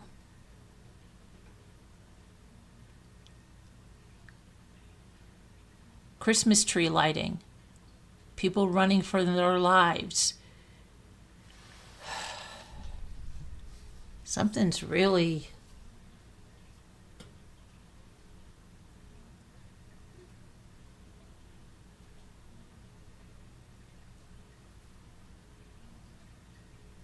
I don't know.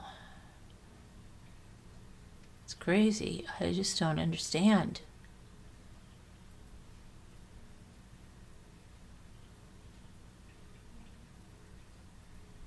And then so Ethan said, well, we said, his life is gone. Well, he thought it was, and Ethan said, yeah, he thought he was going to be gone with her, but he's not. And I said, yeah. And now, he'll pay the consequences. And he said, oh, yeah, but maybe because of the damage, he won't remember it. And I said, I don't know. We don't know how much damage he's had, but probably no. They said he was in stable condition and that he was charged with second degree murder. He'll be there to be accountable for this, and it's not going to bring Emily back.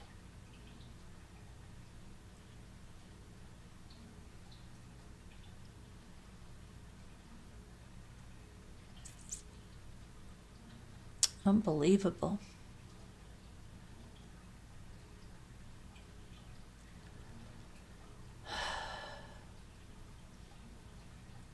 Oh, yeah, me too, Hart. And, oh my gosh, tomorrow's Thanksgiving. They'll be planning a funeral.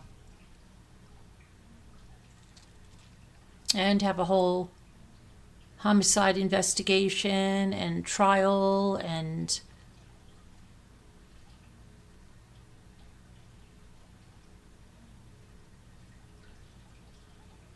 when their biggest problem was, we need cranberry sauce, or where do we do it, and then on a dime, your life is never the same again. Their lives, it's always a before and an after. It'll always be before that and after that. And that's what we never know as we sit here right now. We never know, and that's the thing. That's why you should be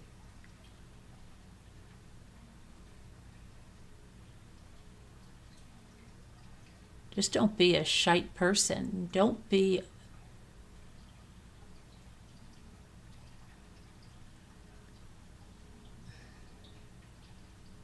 And what the hell is going on with the kids today? What the hell is going on with anybody today?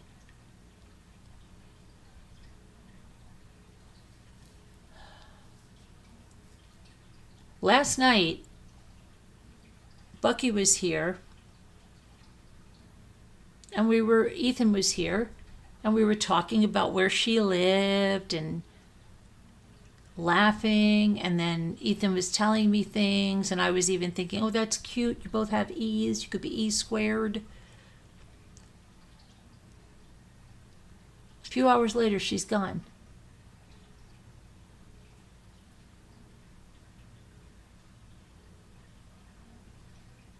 Because someone decided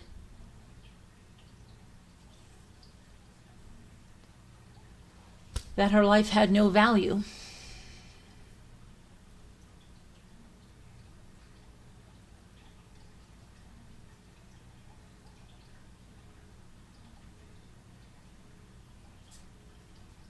And like Ethan said, the poor friend over here that doesn't, what if she can't go back to college?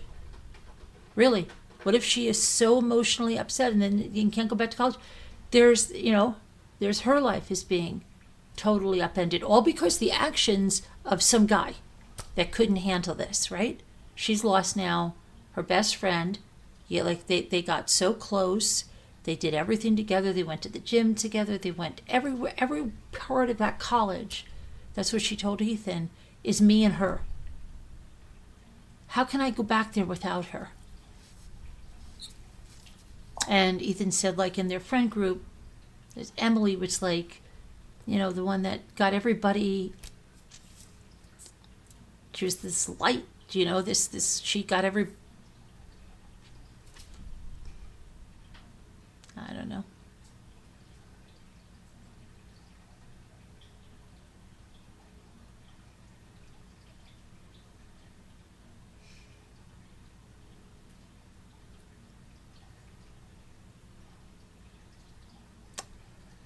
It's really sad.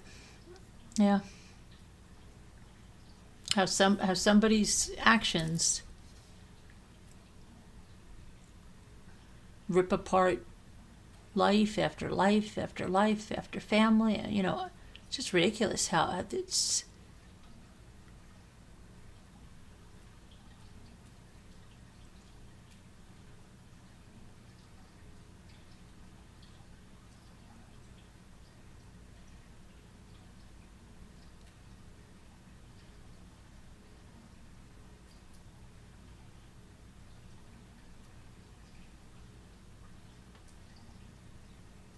I want to see him arraigned.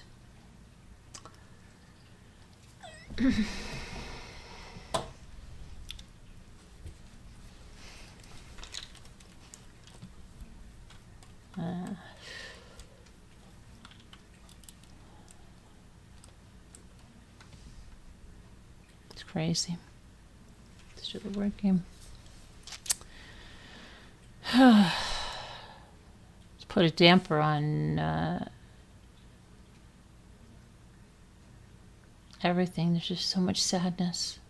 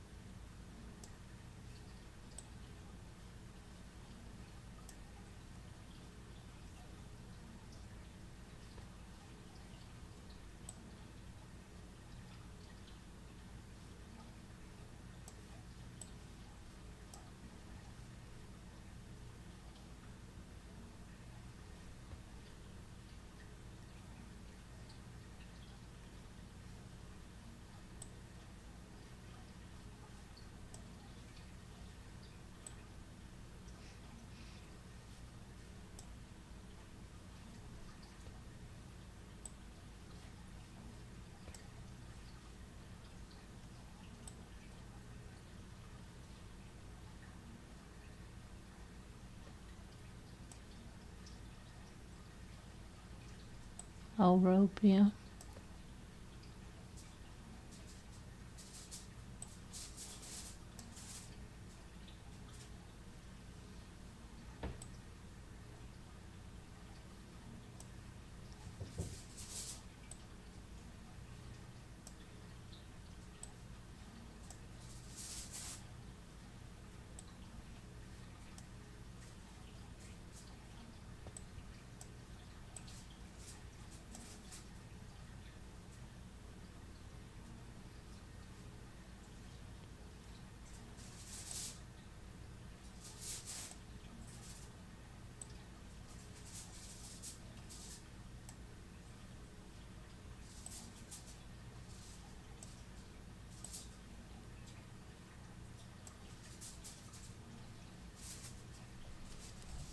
Yeah, oh yeah, Eon.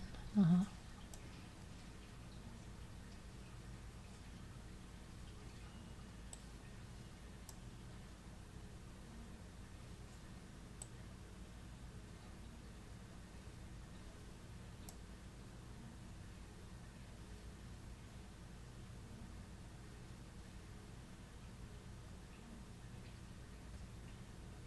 Born.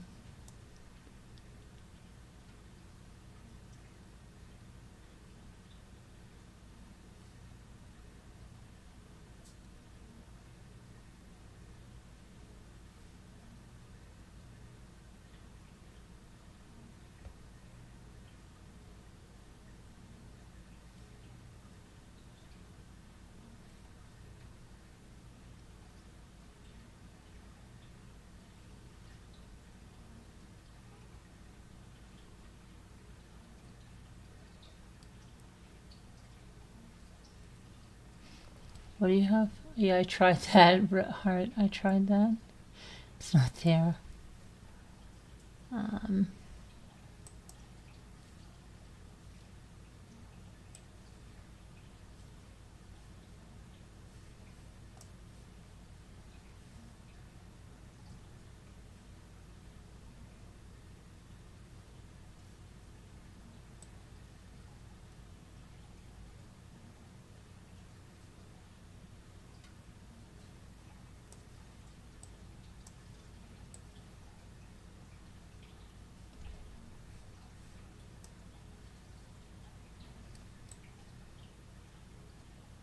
Brown. Nope.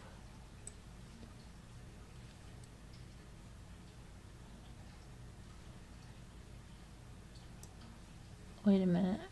Um, what is it? Oh, robber? You think? Roper? Nope. Nope. Try that one.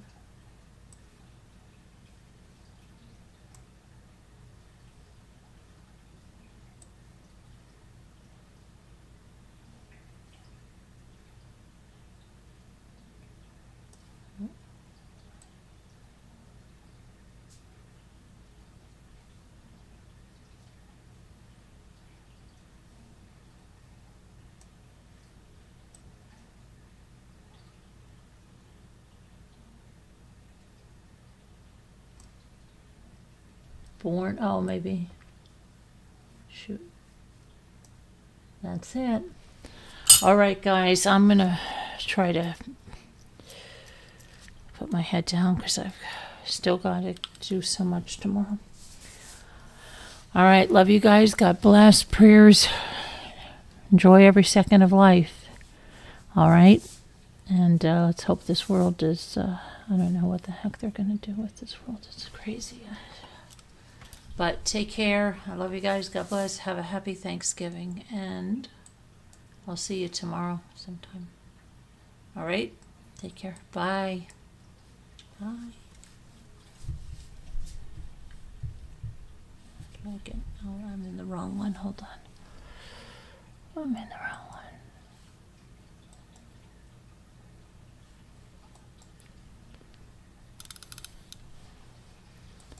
Here we go.